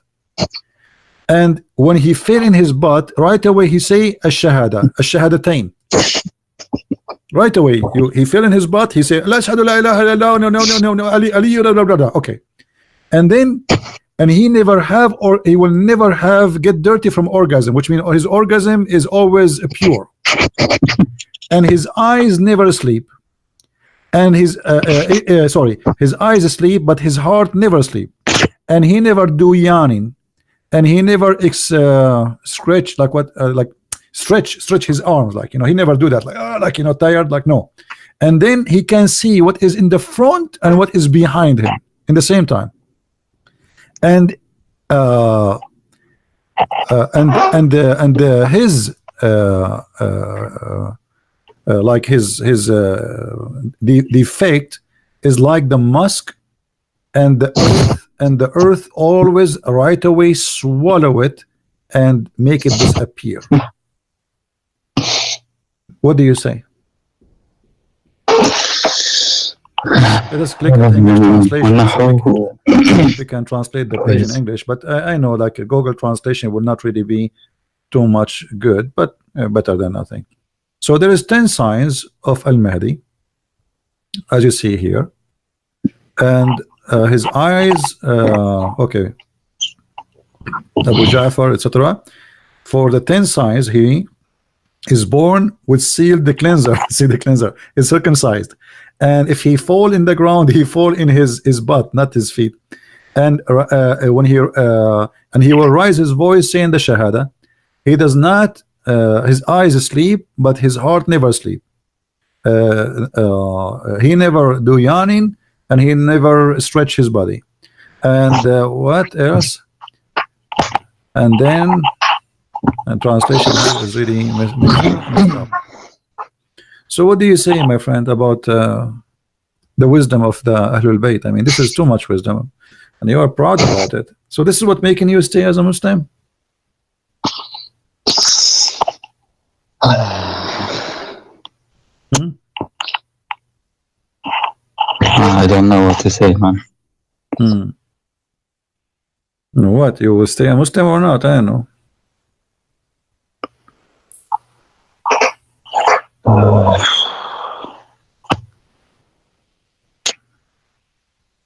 Like, yeah, I've never. This is the first time you. Yeah, I mean, Okay, do you watch? the first was Al Shia, the first book you said. We are quoting from many. The last one it was from Al-Kafi, I think. Have you ever? Did you watch like those magicians who do things like, you know, make something come from your nose, etc.? Magicians? Did you watch? I have watched sometimes, Okay. like on. This is your favorite book, Usul al-Kafi. Sharh Usul al-Kafi. It's not my favorite book. Well, about al-Kafi, this is explanation for al-Kafi. This exists in the Kafi, but this is explanation for it.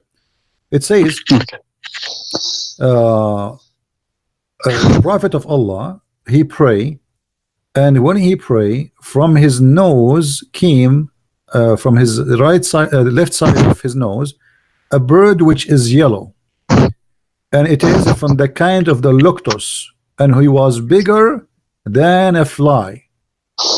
And this fly go and walk under the throne of Allah, asking Allah for forgiveness.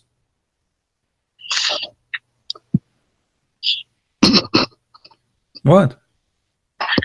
This is a bird coming from the nose of your Prophet Muhammad, and his was yellow. He was a bird, but yet he is smaller than the lotus and bigger than the fly. And he walk under the throne of Allah, asking Allah for forgiveness until the judgment day. They asked your prophet, actually no, not your prophet here. كنت أجلس أبا عبد الله عليه السلام. So a guy who was sitting with Imam Abdullah, and he said to him, where the sneezing come from? He said, the nose. He said, you are right. I mean, you see the wisdom? The sneezing, where the sneezing came from the nose. You are right. Here they are quoting you the amazing miracles of those guys. I mean, the guy, he is telling us that the sneeze come from the nose. I mean, all right. And then he says, where is the sperm is coming from? He says from all the body, not only from the penis. And then this is what he says. Testicles, you mean? And then he says, no, all the body. Jami'u al-badan. He says, don't you see when a human he sneeze, all his limb move? And if somebody he sneeze once, he will not die for the coming 7 days. So he's trying to prove to you that the connection between your sperm and your sneezing. So while you sneeze, all your body move. And he is saying he's connecting between where the let me translate this to English so people they can read. I mean,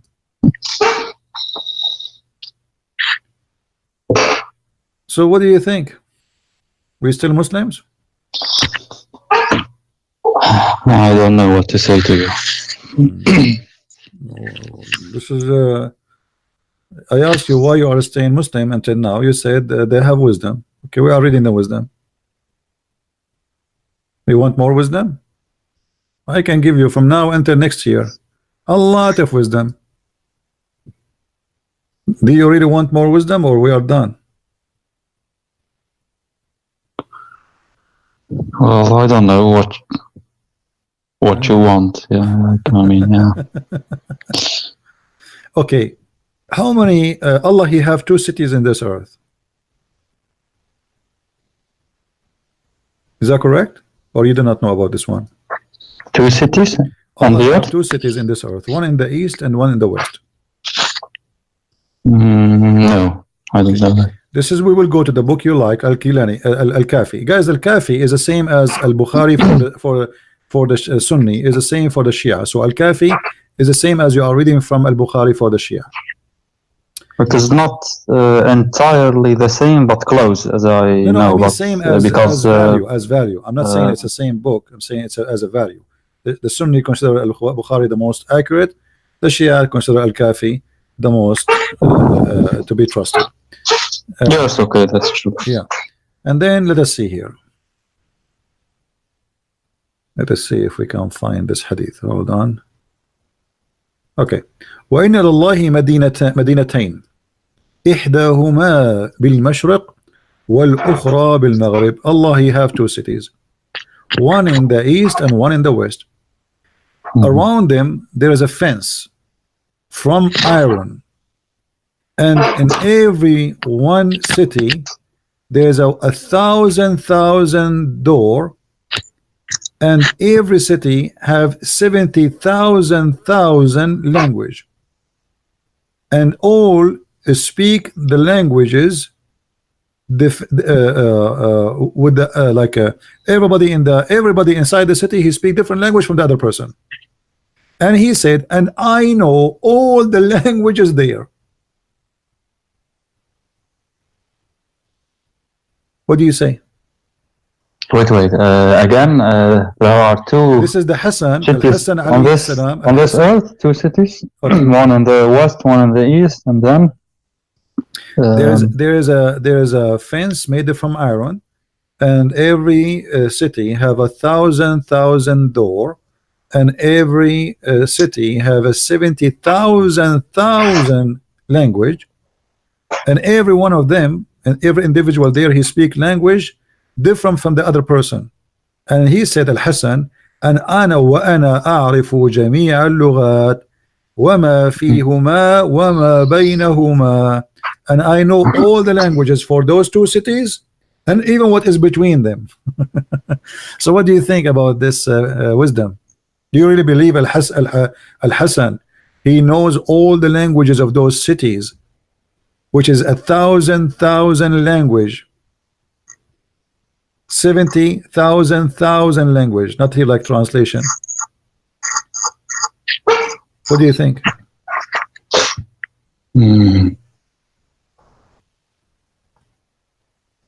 But there's two cities. Where is that? Like meant? One city on in the the earth, east, or one city, yeah, in the earth, but nobody knows where. You know, fabrication, stupidity. Because Speaking to naive people at that time, and people they it only says two cities. God, no, Allah has two cities. Allah has two cities. One of them in the Mashriq, which means in the east, and the other one in the west, not Morocco. This is stupid translation. Yeah, Maghreb, okay. Maghreb, in the west. They have a wall made of iron, and each of them has a thousand door, and every one of them have 70,000 languages, not thousand language. I know all the languages in it and what is between those two cities. So the whole language of the words, Al-Hussein, Al-Hassan, he know it. What do you say? Yeah, this one reminds me of another, like someone asked Imam Al-Hussein, how many hair do I have? And then he I can answer your question easy. This is easy. Ask me the question. How many hair you have? I will. I know. He knew like how many. Imam Al-Hussein, he said, yeah. I know too. Tell me, ask me the same question. Okay, you have 4 billion hair. Prove me wrong. I mean, yeah, okay. How many hair I have? I mean, those stories obviously is nothing but fabrication. I mean, I feel sorry for the Shia. You know, I mean, they are naive people, deceived, and they believe that this is always true. I mean, isn't it always? This is really crazy. But I don't know, man. Like there is a sheikh. They say he is so knowledgeable. You know, he has. Okay, listen. He has read all the Shia books, and he can debate everyone. You know, but who? Who's that? But he doesn't do that because he says, you know. Let him come and debate me. What about your prophet? About your prophet, he put his tongue inside the mouth of Hassan. Al-Hussein, sorry. You told me about that last time, yes. Like he fed him with, okay. Yeah, this is Al-Kafi. No, not last time I told you about his finger. Last time, the prophet, he put his finger in the tongue of Al-Hussein, and each time he sucked his finger, Al-Hussein do not need food for 3 days. This one in the book of Abraham, right? His thumb or yeah, his put his finger. It doesn't matter, a finger. And then, yes. But here the prophet, he put his tongue inside the mouth of Al-Hussein and he sucked it. He sucked the tongue of Al-Hussein and he cut from it, which means he like Al-Hussein. I think what they mean by here, it's like the Hussein is fitted by the tongue of the prophet, but just by sucking each other tongues, Al-Hussein, he got his food. What do you think? What is it? What is that? This is in Al-Kafi. This is Al-Kafi. I think in very number 1. Let me try to find it. Hold on.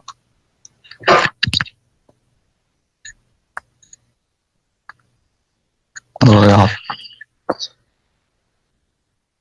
Praise to the internet then. Yeah, we can find everything so easily. Huh?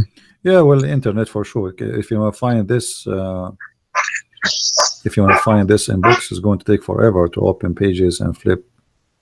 Yeah. I don't have them actually.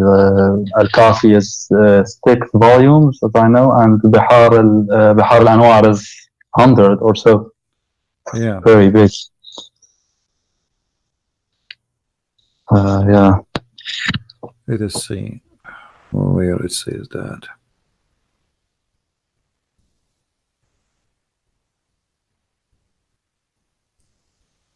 Okay, here we go.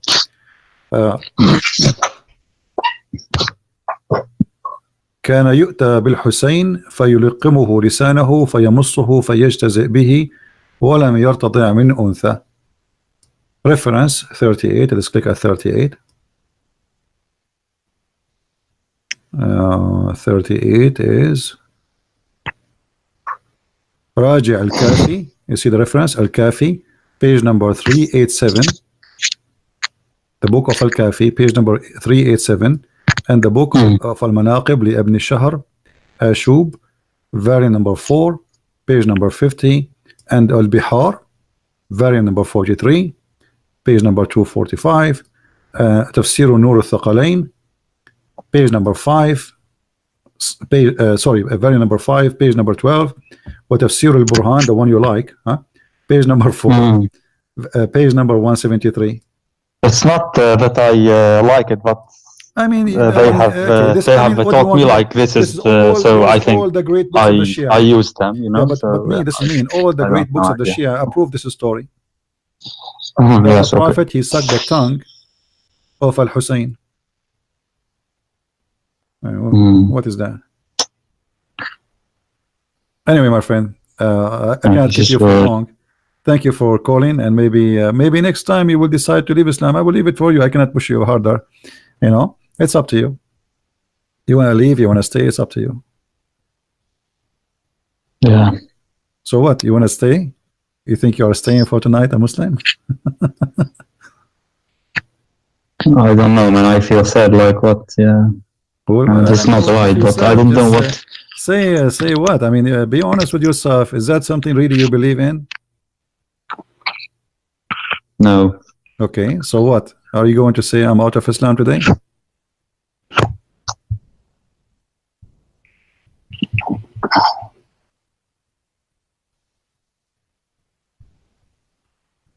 Are you afraid to say it? I mean, everything you show, yeah, it is true, yeah. Okay, so if I am saying the truth, it means Islam is false religion. So why you then say Islam is false? I am out.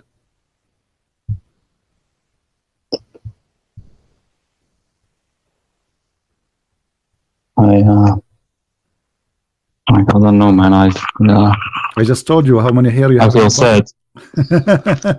Don't feel sad. It's okay. I mean, all of us, we go through things in our life, and I better fix it than sorry forever. Now you can fix it. Just okay, but denounce Islam. Say I'm out of this cult.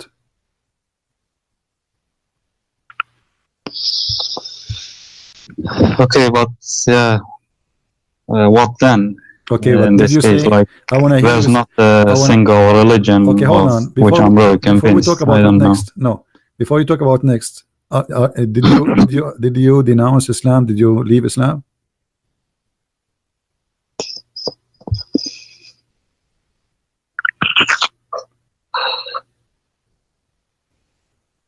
I don't know, man. I'm scared of hell. Like everything you show, it is true. I can't deny it. You show it with references, and one of them is lying, either Muhammad or me. So which one we do? I showed you everything from their books. no, you're not lying. You're not lying. Okay, so Muhammad is lying. So why you don't say Muhammad is lying? I am out of Islam. I don't know, man. I'm so scared. They say if you leave Islam and then what? like, You will not get the 70,000 version, 70 version. oh, like No version are waiting for you. torment, for me, punishment. They say, yeah. There's no version are waiting for us. Neither me, neither you. It's a lie. Come on, say it. Be brave.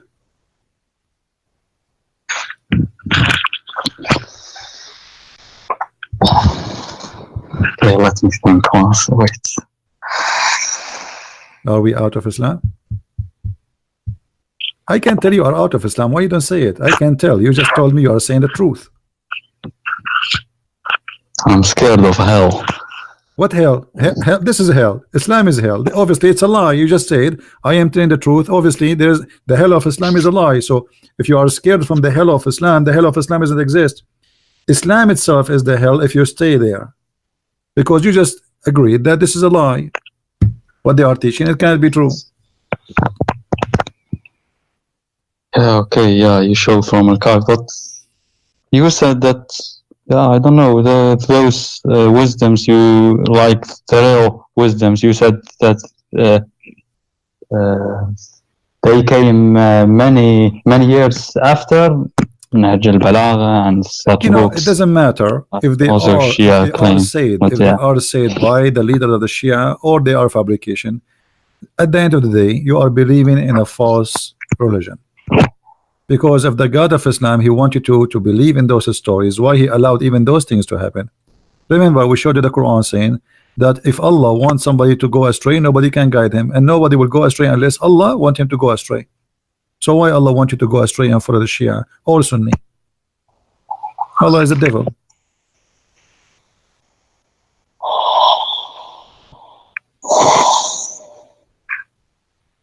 So are we out of Islam? Okay, yeah. Yeah, you're out of Islam. I think. So you are out of Islam. I mean, I don't believe in those things that you showed. So okay, so you are out of Islam. I'm so happy for you, Hassan. That's beautiful. You called me many times already, and now today you call me as a Muslim Shia, and today the end of the call is you are out of Islam. That's wonderful. Now you said you're afraid from hell. Well, for me as a Christian, I am not afraid of hell. I believe in the Messiah, and I will be with him. Anytime, feel free to call me, and if you have anything you want to learn about the Messiah, I will be happy to help you. But right now, I invite you to read the Bible, the 4 Gospels of Jesus, and think deeply about the invitation I will give it to you now. There's no salvation except with the Messiah, and his name is great wherever you go. Even in the cult of Islam, Muhammad, he could not deny how great the Messiah is. And right now he is the living person in heaven, for he is the word of God, for he is a divine, for he is our Lord, our merciful, and our salvation. So I invite you to believe in him. And you don't need to believe that the Messiah is God just because I said that to you. Go and read, research, study, and look at the amazing teaching of Christ. What do you say? I don't know, man. Actually, I don't know. Nothing makes sense for me right now. Like, there's not a single religion that makes sense. Islam doesn't make sense. Shia, Sunni. Yeah, when you speak about sense depends sense to who? Because for me right now, Christianity, Judaism, I've thought about Hinduism, even atheism doesn't make sense for me. Like right now, I don't know, man. Life doesn't make sense. It's all right. You see, I'll give you time. Go and read and research. Anytime, feel free. Hassan, if you like, you can call me anytime, and I will be happy to help you. But why are there so many Christians leaving Christianity and there is so many people, so many Christians accepting Christianity? Where are there so many leaving Christianity? What do you mean, atheist or what? I mean, in the past, like what I live now, like 60% are atheists. No, that's not true. Yeah. Those numbers are false. Those numbers it used to be no. You know, much less, like 50 years ago or 70 years ago. Do you live in the state? Do you live in the state? No. Okay. If you live in the state, you can go every Sunday, and you will see you will not find a place to park your car when you go to any church. Our churches, not only churches, they are mega churches, they're huge. So Europe, I'm talking about Europe. It doesn't. Europe, they are, you know, they became more into secular. This is why you don't see really Christian, but they are exist, and they are in a huge number. But they are not aggressive people to force themselves to show here where we go. We are here, like when the church in France in Paris was burned, tens of thousands appear in the street praying in the street. So where was the Christians before? Nobody saw them. But suddenly everybody see the Christians. Christians are not like Muslims. They don't go pray in the street to show themselves. They are all over. But we are not hypocrite. So if you think that Europe became not a Christian, I think this is a very wrong idea about Europe. No, I mean, like they have decreased. For example, 50 years ago, our friend, always a freedom, always a freedom. Freedom. I prefer a freedom where nobody stay hypocrite and nobody stay saying I'm a Muslim or a Christian or I'm a communist. You see, in China, nobody dare to say he is not a communist. Correct? Mm-hmm. There's many Christians and there's many Muslims, but nobody dare to say I am not a communist. No. Same in Saudi Arabia. There's many atheists, there's many gays, there's many lesbians, there's many Christians, but nobody dare to say I'm not a Muslim. So sure, yes, they say that 100% is Muslim, but right. I don't believe that. I think that's impossible. So freedom, I don't care really how many Christians there is, I don't care how many Muslims there is. Freedom is good because a freedom can leave no hypocrisy. That's true, yes, but I don't know, maybe I have watched also too much videos. Let us say that all the world became atheist or Muslim, and I'm the only Christian. That will not make me wrong. Yes. This is not I agree. Right now we are the biggest believe in this earth as a Christians by number, the biggest at all. That will not prove that the Christianity is right still. So number doesn't mean nothing. Number mean nothing. What I agree, but I mean, of Jesus, I don't know. In the time of Jesus, for example, there was only 12 apostles. Only 12. Jesus and 12 apostles. Does that mean Jesus was wrong? No. So this is not really what make believe wrong or right. It is the belief itself, the value of it, and the proof of it. If it is true, it's true. It's not, it's not. No matter how many people believe in it. or not? Sure, but I mean, like leaving or criticizing. For example, I watched a guy who his name is Bart Ehrman, and I don't know, maybe, yeah. And I can refute him easily. You know that guy? Yeah, I know him. He can refute Like you. I saw even this debate between him and James White even about this one, he brought nothing. You know, he says to us, New Testament. the Bible is improved by time. Why? Because and that's supposedly for him. The Bible is not a perfect book, but that's stupid to say. The Bible translation improved by time because we discover more and more manuscript. So that will not is working in the opposite direction for negative. It's positive.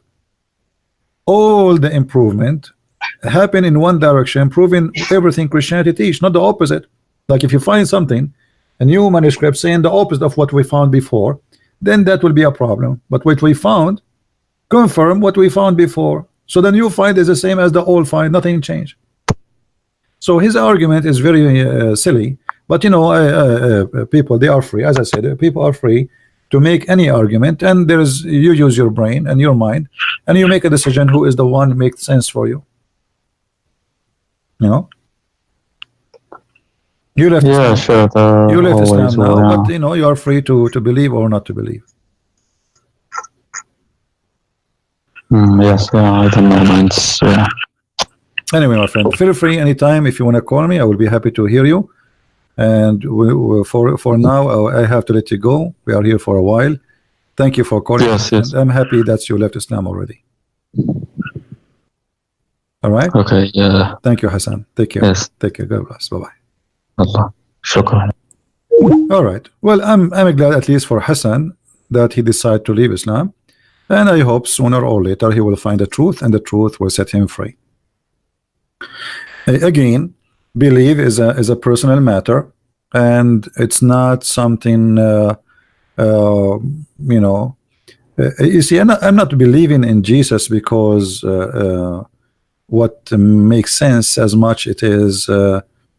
There's things in Christianity, same as in atheism, same as in many. It doesn't make sense, and same as in Islam. As an example, Jesus is a son of a virgin. Okay, it doesn't make sense if you are a Muslim, even though Muslims believe in that. But it doesn't make sense. I mean, why? How? But if you are a Christian, right away you will notice that in Christianity only that makes sense, because he is, and the Christian believe he is a son of God. So it doesn't make sense that he is a prophet, he is a son of the virgin. That's weird.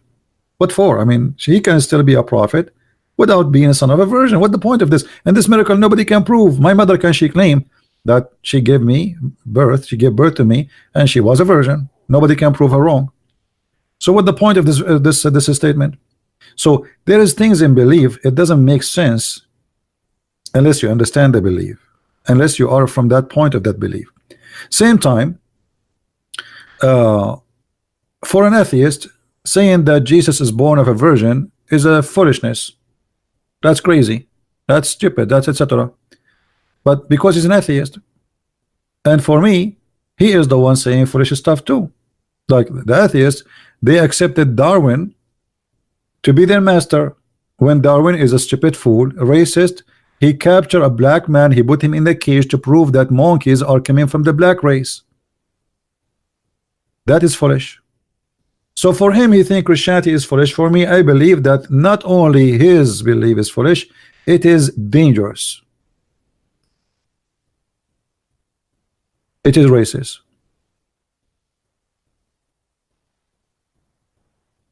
A Muslim, he believed that Mary, she would give birth, but she is a virgin, but she cannot explain to us why. What the point of this verse? This doesn't make sense. Why? We don't know. The Muslim, they worship Allah. Why? Because Allah, he says, I'm God, worship me. So what? Okay, I'm going to say I'm God, worship me. Here we go. There's no proofs. The Quran is full of errors, full of contradiction, stupid teaching.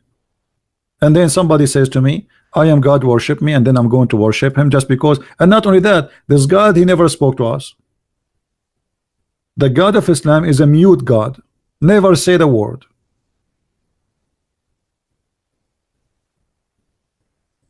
So how we can believe?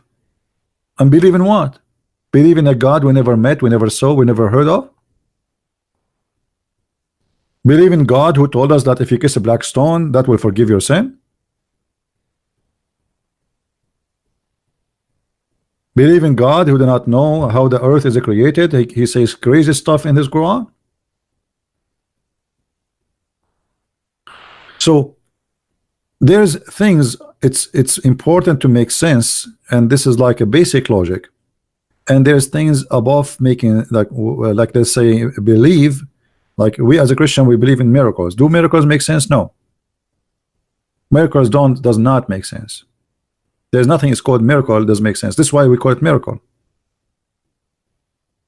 But where is the miracle of Muhammad? The Muslim, they say to us, Muhammad, he split the moon. Even the Quran never said that. It says the judgment day is near and the moon is split, which means the one who is writing, reporting something happened at that time, supposedly the moon is split. It doesn't say that Muhammad split anything. And then it says the judgment day is near sight. But judgment day never come, and this is 1400 years ago. So even that information was wrong, because you just claimed that the judgment day started and this is the sign of the moon splitting. It is a false prophecy, and that make the Quran does not make sense. You're telling me judgment day is near and the moon split asunder, and the moon now is not split no more. What, you change your mind? You wanted to make it a sign for judgment day, and now this moon is not split, and 1400 years ago still it's a sign of a judgment day. So, and then the Muslims, in order to fabricate stories, to make you believe in stories, they start making books, articles, videos that the Quran is full of science, and we get all their science busted. What makes sense in Islam?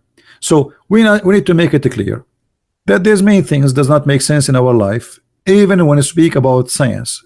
When somebody speak about the Big Bang for me does not make sense. And it does not make sense for many scientists, not for me only. Not every scientist believe in the Big Bang. It's a theory. So it is okay to have a belief of, like I say, to say something does not make sense to me.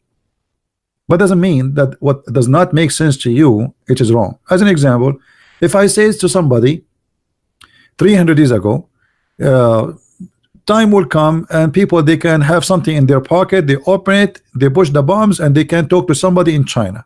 They will laugh at me. They will say to me, that does not make sense. Right? If I say to someone that time will come and somebody can speak from Tokyo and we can see him in New York, we can see his picture in New York, they will laugh at me. That does not make sense. So what makes sense or make not sense is depend on the time you say it, and depend on the time it's happening. So there's things we say and there's things happened.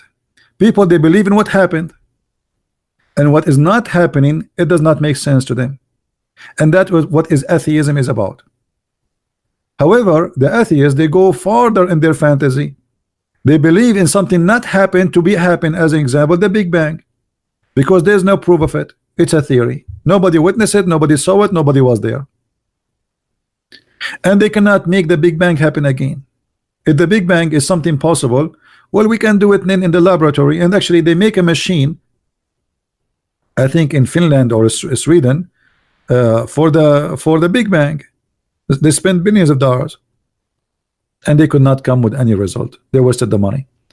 So believing in something or disbelieving is a healthy thing. But when you believe in stupid stuff, it is not healthy. And I see that Islam is teaching nothing but stupid things. I saw nothing in Islam worth to believe in. Like God, he want to give me a lot of naked women in the heaven. Why? Because I believe in him. That not only does not make sense, that's satanic. That's evil. 80,000 little boys will be in my house to serve me. That doesn't make sense only. That's satanic, because this is a child abuse. So how I am seeking a better attitude in life, to be better me tomorrow, to be in heaven, yet in the heaven I have a lot of abuse I will do for people who will be under my command.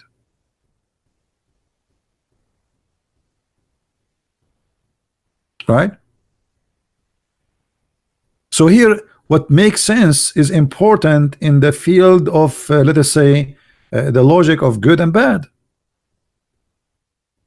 What kind of God? He want to give me a lot of women. I will see their bones. I will see the marrow of their bones, and I will have sex with them. That not only doesn't make sense, this is stupid. What kind of God? He promised me endless private part. That's funny and stupid. So my wife is next to me, but my private part in China. So what I will do now? You turn. So there is things when we say it does not make sense. Not necessarily what does not make sense can be wrong.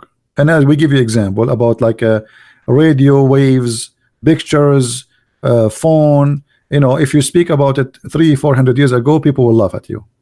It doesn't make sense, and they will think you are crazy. But there's things that does not make sense, not only because it does not make sense, because it is evil and ugly. Like promising me 80,000 little boys to serve me in the heaven.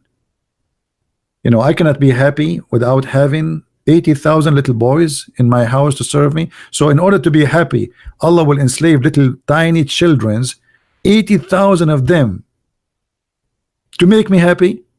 So you will make 80,000 miserable servant for eternity to make one person happy.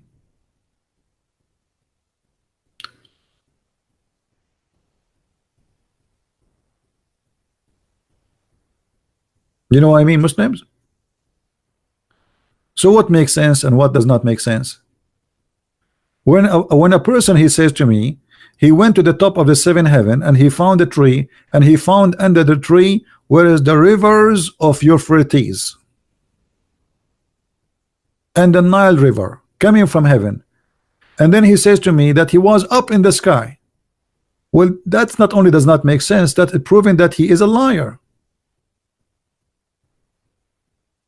You see, I can say things does not make sense about understanding the universe because I am limited as a human being and I do not know really. You know, I can say to you, like, let us say somebody he think the earth is a flat. Oh, okay, well, I mean, I give him excuse because he is not capable of seeing the earth from far away to see how it looked like. I understand. But somebody claimed that he went to heaven, he went to the sky, the seventh sky, not only in the sky, like the end of the world.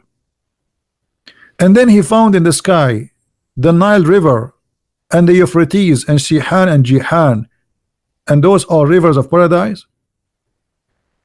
Not only this does not make sense, it's proven to me that he is a liar.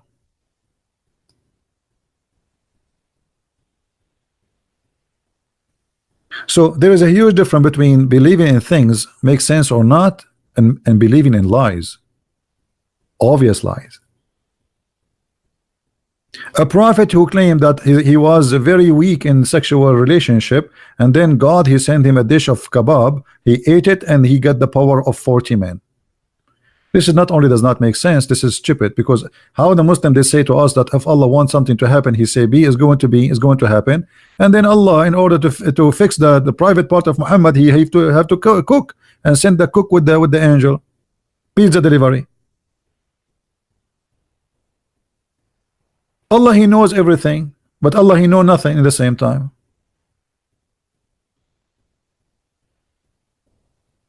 Read the Quran, Allah. And this is why we welcome Muslims to debate us and to challenge us live on air. And I challenge you to show me how you say, okay, Allah he said I am God, worship me. Okay, so is that a reason to worship him? Maybe he doesn't even exist. Who is the one who says I am Allah, worship me? Allah? Have you heard him? So look at this religion. One guy, no witnesses. His name is Muhammad. He never saw Allah. He never heard Allah. He witnessed to Allah, and nobody witnessed to him. and yet we have to believe in him. The Quran says in a silly case as writing like borrowing money, we have to get at least 2 witnesses. In the case of adultery, we have to get 4 witnesses.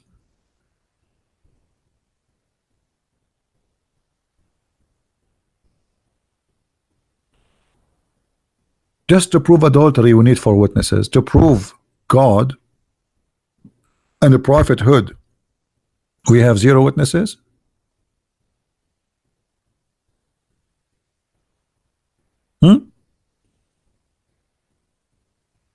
Which one is more important? And by the way, like the verse in front of us about 4 witnesses for adultery additionally prove that Muhammad cannot be a prophet, because he said, and excuse my language, the 4 witnesses, they have to see the private part of the male going in the private part of the female. That's impossible. So if a woman and man having sex but yet they are covering themselves, even if you have 4 witnesses and they saw not that part going in and out, there's no proof. And if you accuse the man or the woman of adultery in Islam and you could not see that, the prophet will whip your back. He will punish you. So imagine you enter your house, you find your wife naked in the top of a man having sex with him. Now it's time for you to call your friends. You have to find 4 friends, and they have to come and they have to look and see the private part of the guy getting in and out. And the guy will wait for you. He will say, call 4 friends. Call 4 friends. I will wait for you. And when they come, he do it slowly so they can see and they can witness. So the requirement here is proving that Muhammad is not a prophet of God and cannot be from God, because this is impossible. Are you going to enter your house with 4 friends always? And you go to the bedroom with your 4 friends? And if you go in the bedroom with 4 friends, if they did not see that part, they saw nothing still. Even if they go to the court and say, hey, we saw him naked, we saw him naked. Actually, there's a hadith about the prophet. He whipped 3 guys, he did lash them, and one of them, he said that I saw her legs, her foot around his neck like the ears of a donkey. So the women, you know what I'm talking about. They are doing it, and he was shaking her so hard, and her foot is around his neck. Still, this is not enough for Muhammad, and he did lash him, for he did not give enough of proof.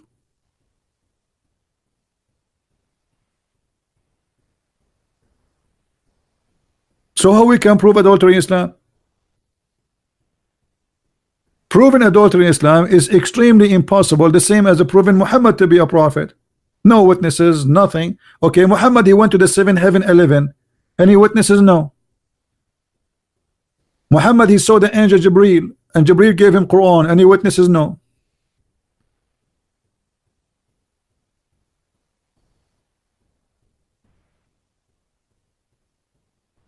Even the prophet wife, she was accused of adultery. Muhammad, he changed the law from 2 witnesses to 4 witnesses just for her sake.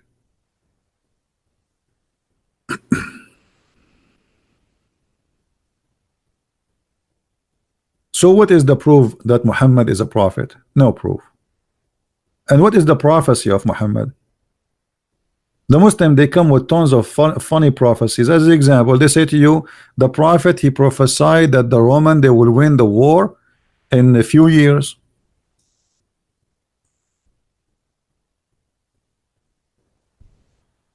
But this prophecy, he received it after they won, not after before. Read it. On the day of Badr, the Roman had victory over the Persian. So the believer were pleased with that. Then the following revealed, Alif Lam Mim, the Roman have been defeated up to his saying, and they will be victorious. And the believers will be happy. So even this fabrication is a lie. The date is a lie. The prophecy is false. And the hadith are proving all of this fabrication to be not true. Imagine I prophesy for you about Trump will be president in 2016, but already we are 2019. Have you ever heard of somebody receive a prophecy after it happened? That's Muhammad.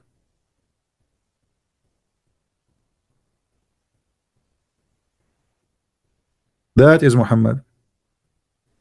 Today is Wednesday, 22nd.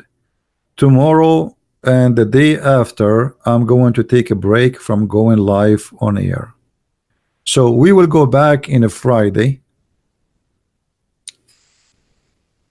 if you don't mind, guys, because I'm getting really headache from speaking for long. It's too much every day. So I will take 2 days break, and we will be back on Friday.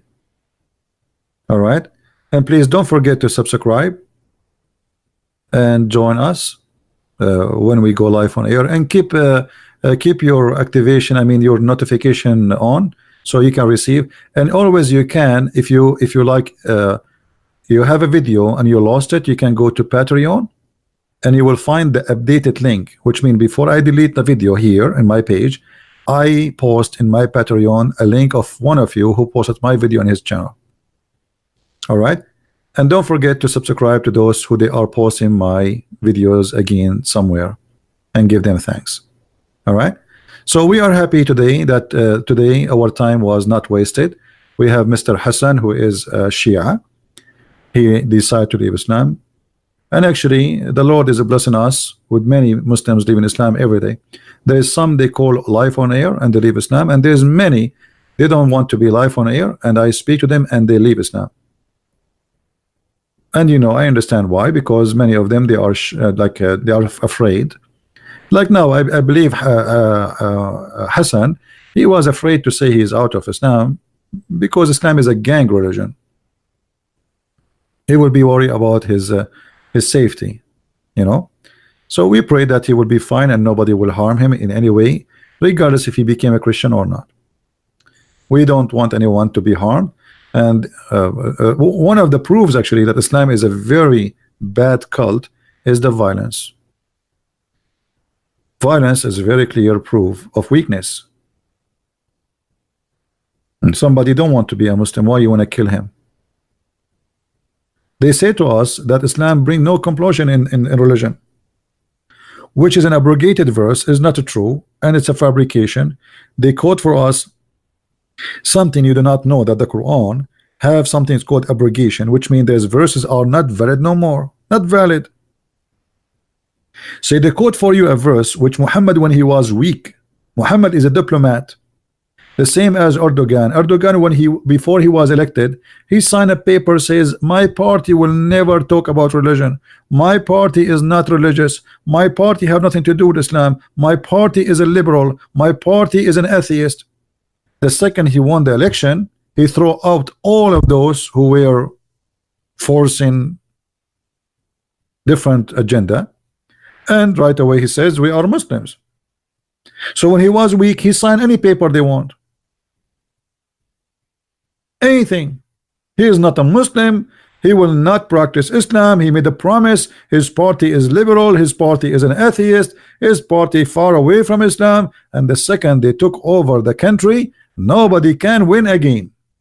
And when he lost the election in Istanbul, he asked for redoing election again, which means you will never win with him. Each time you win somewhere, he will say we will redo it again until he corrupt the election, and he is the only winner.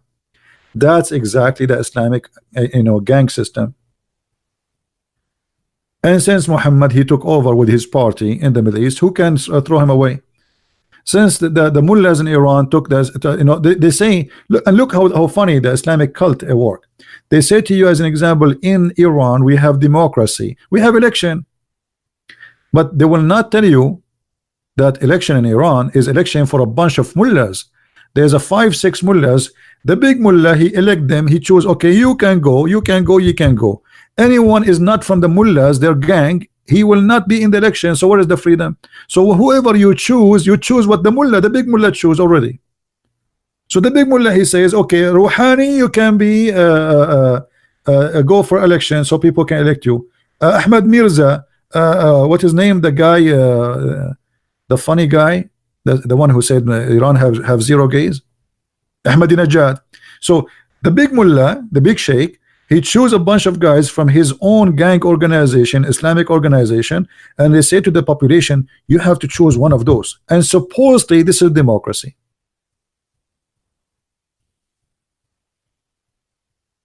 This is how they try to fool us by the democracy of Allah and his religion.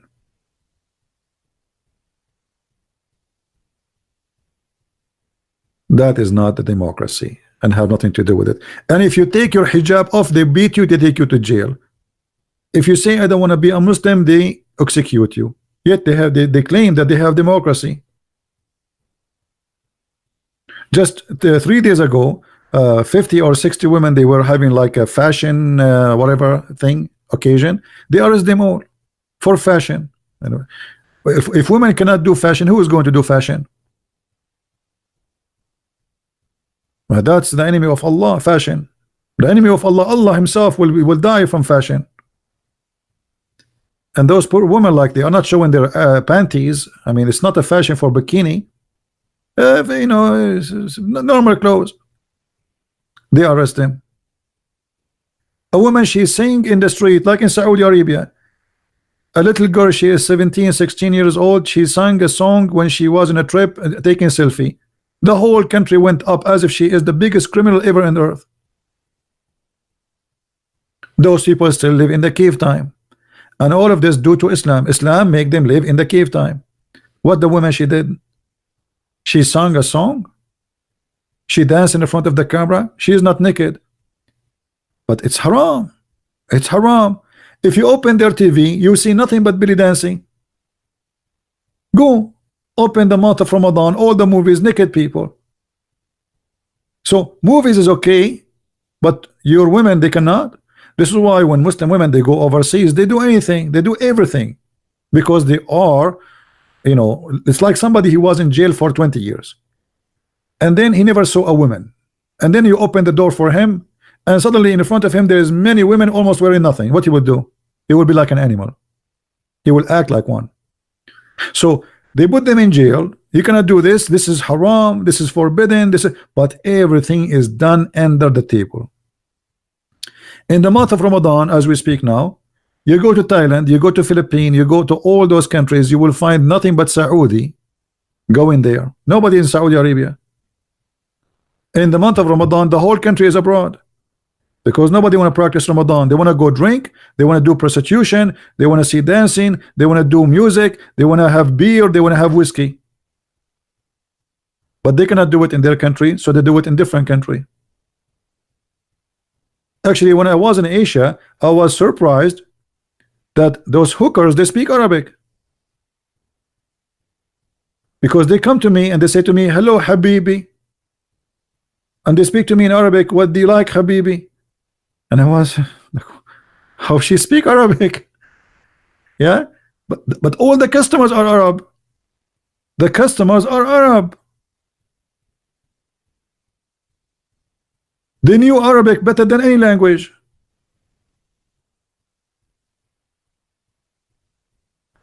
The night clubs, that's everything, you know. It's, and the funny, you will find a restaurant says halal food, and next to it there's night club. Halal food next to night club. I mean, the buyer, obviously he care for halal. Yes, they care for halal food. They want to eat halal food and they want to do halal prostitution.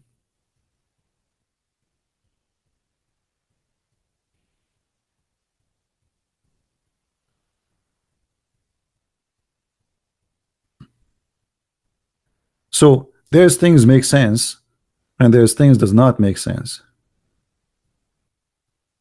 Islam not only does not make sense, Islam is crazy, violent cult.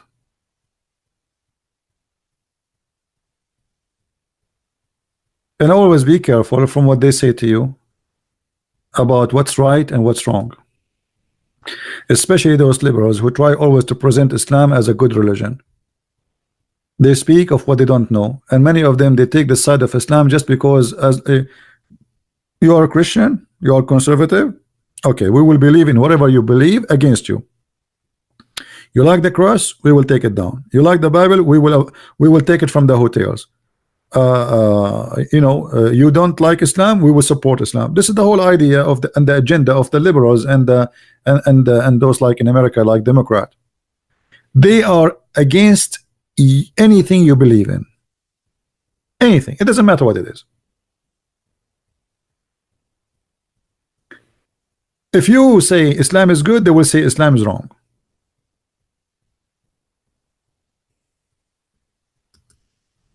So don't let them fool you, and don't let them deceive you.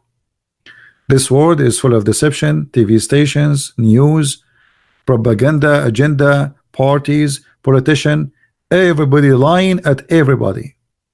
It is a competition of lying. Who wanna lie more? And the naive one are the victims. Who would like to lie more? And if you say the truth, they accuse you of Islamophobia. They say you are a hate monger. They will say the second you say the truth.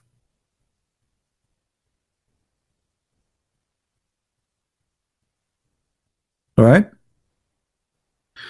So anyway, I hope today it was good for you. Those who like to cut and paste the videos in their channel, don't forget to download the video right away. Especially today we have a good event of Mr. Hassan. He decided, he's a Shia, he decided to leave Islam. It was a good day for him, and we pray that the Lord, he will guide him and he will show him the right place to be in. And I hope that soon he will come to a conclusion in whatever make him you know, feel better. If it's not a Christianity, then it's not a Christianity. So still I will pray for you, that I pray that the Lord will guide you and will bring you to peace, and you will find happiness in your life, whatever the happiness is. All right. If it's not a Christianity, let it be, but we want you to be happy, and God, he love everybody. So I advise you to be with the one who loves you, not the one who want you to love him, and the return it will give you some women. Our Lord, he loves you as you are, for he made you the way you are. All what he's asking you for, he said, knock at my door and I will open for you. That's all. Knock at my door, and his door is always ready to be open for you. Thank you guys for being here. May the Lord bless you, and I will see you soon again. Remember, I will take 2 days off, tomorrow and the day after, and I will be back in Friday, same time, 3:30 p.m. and maybe in the weekend we'll do it too, but earlier, so those who live in Asia, they can join us. Thank you. Christ is Lord, Islam is false. See you soon. Bye-bye.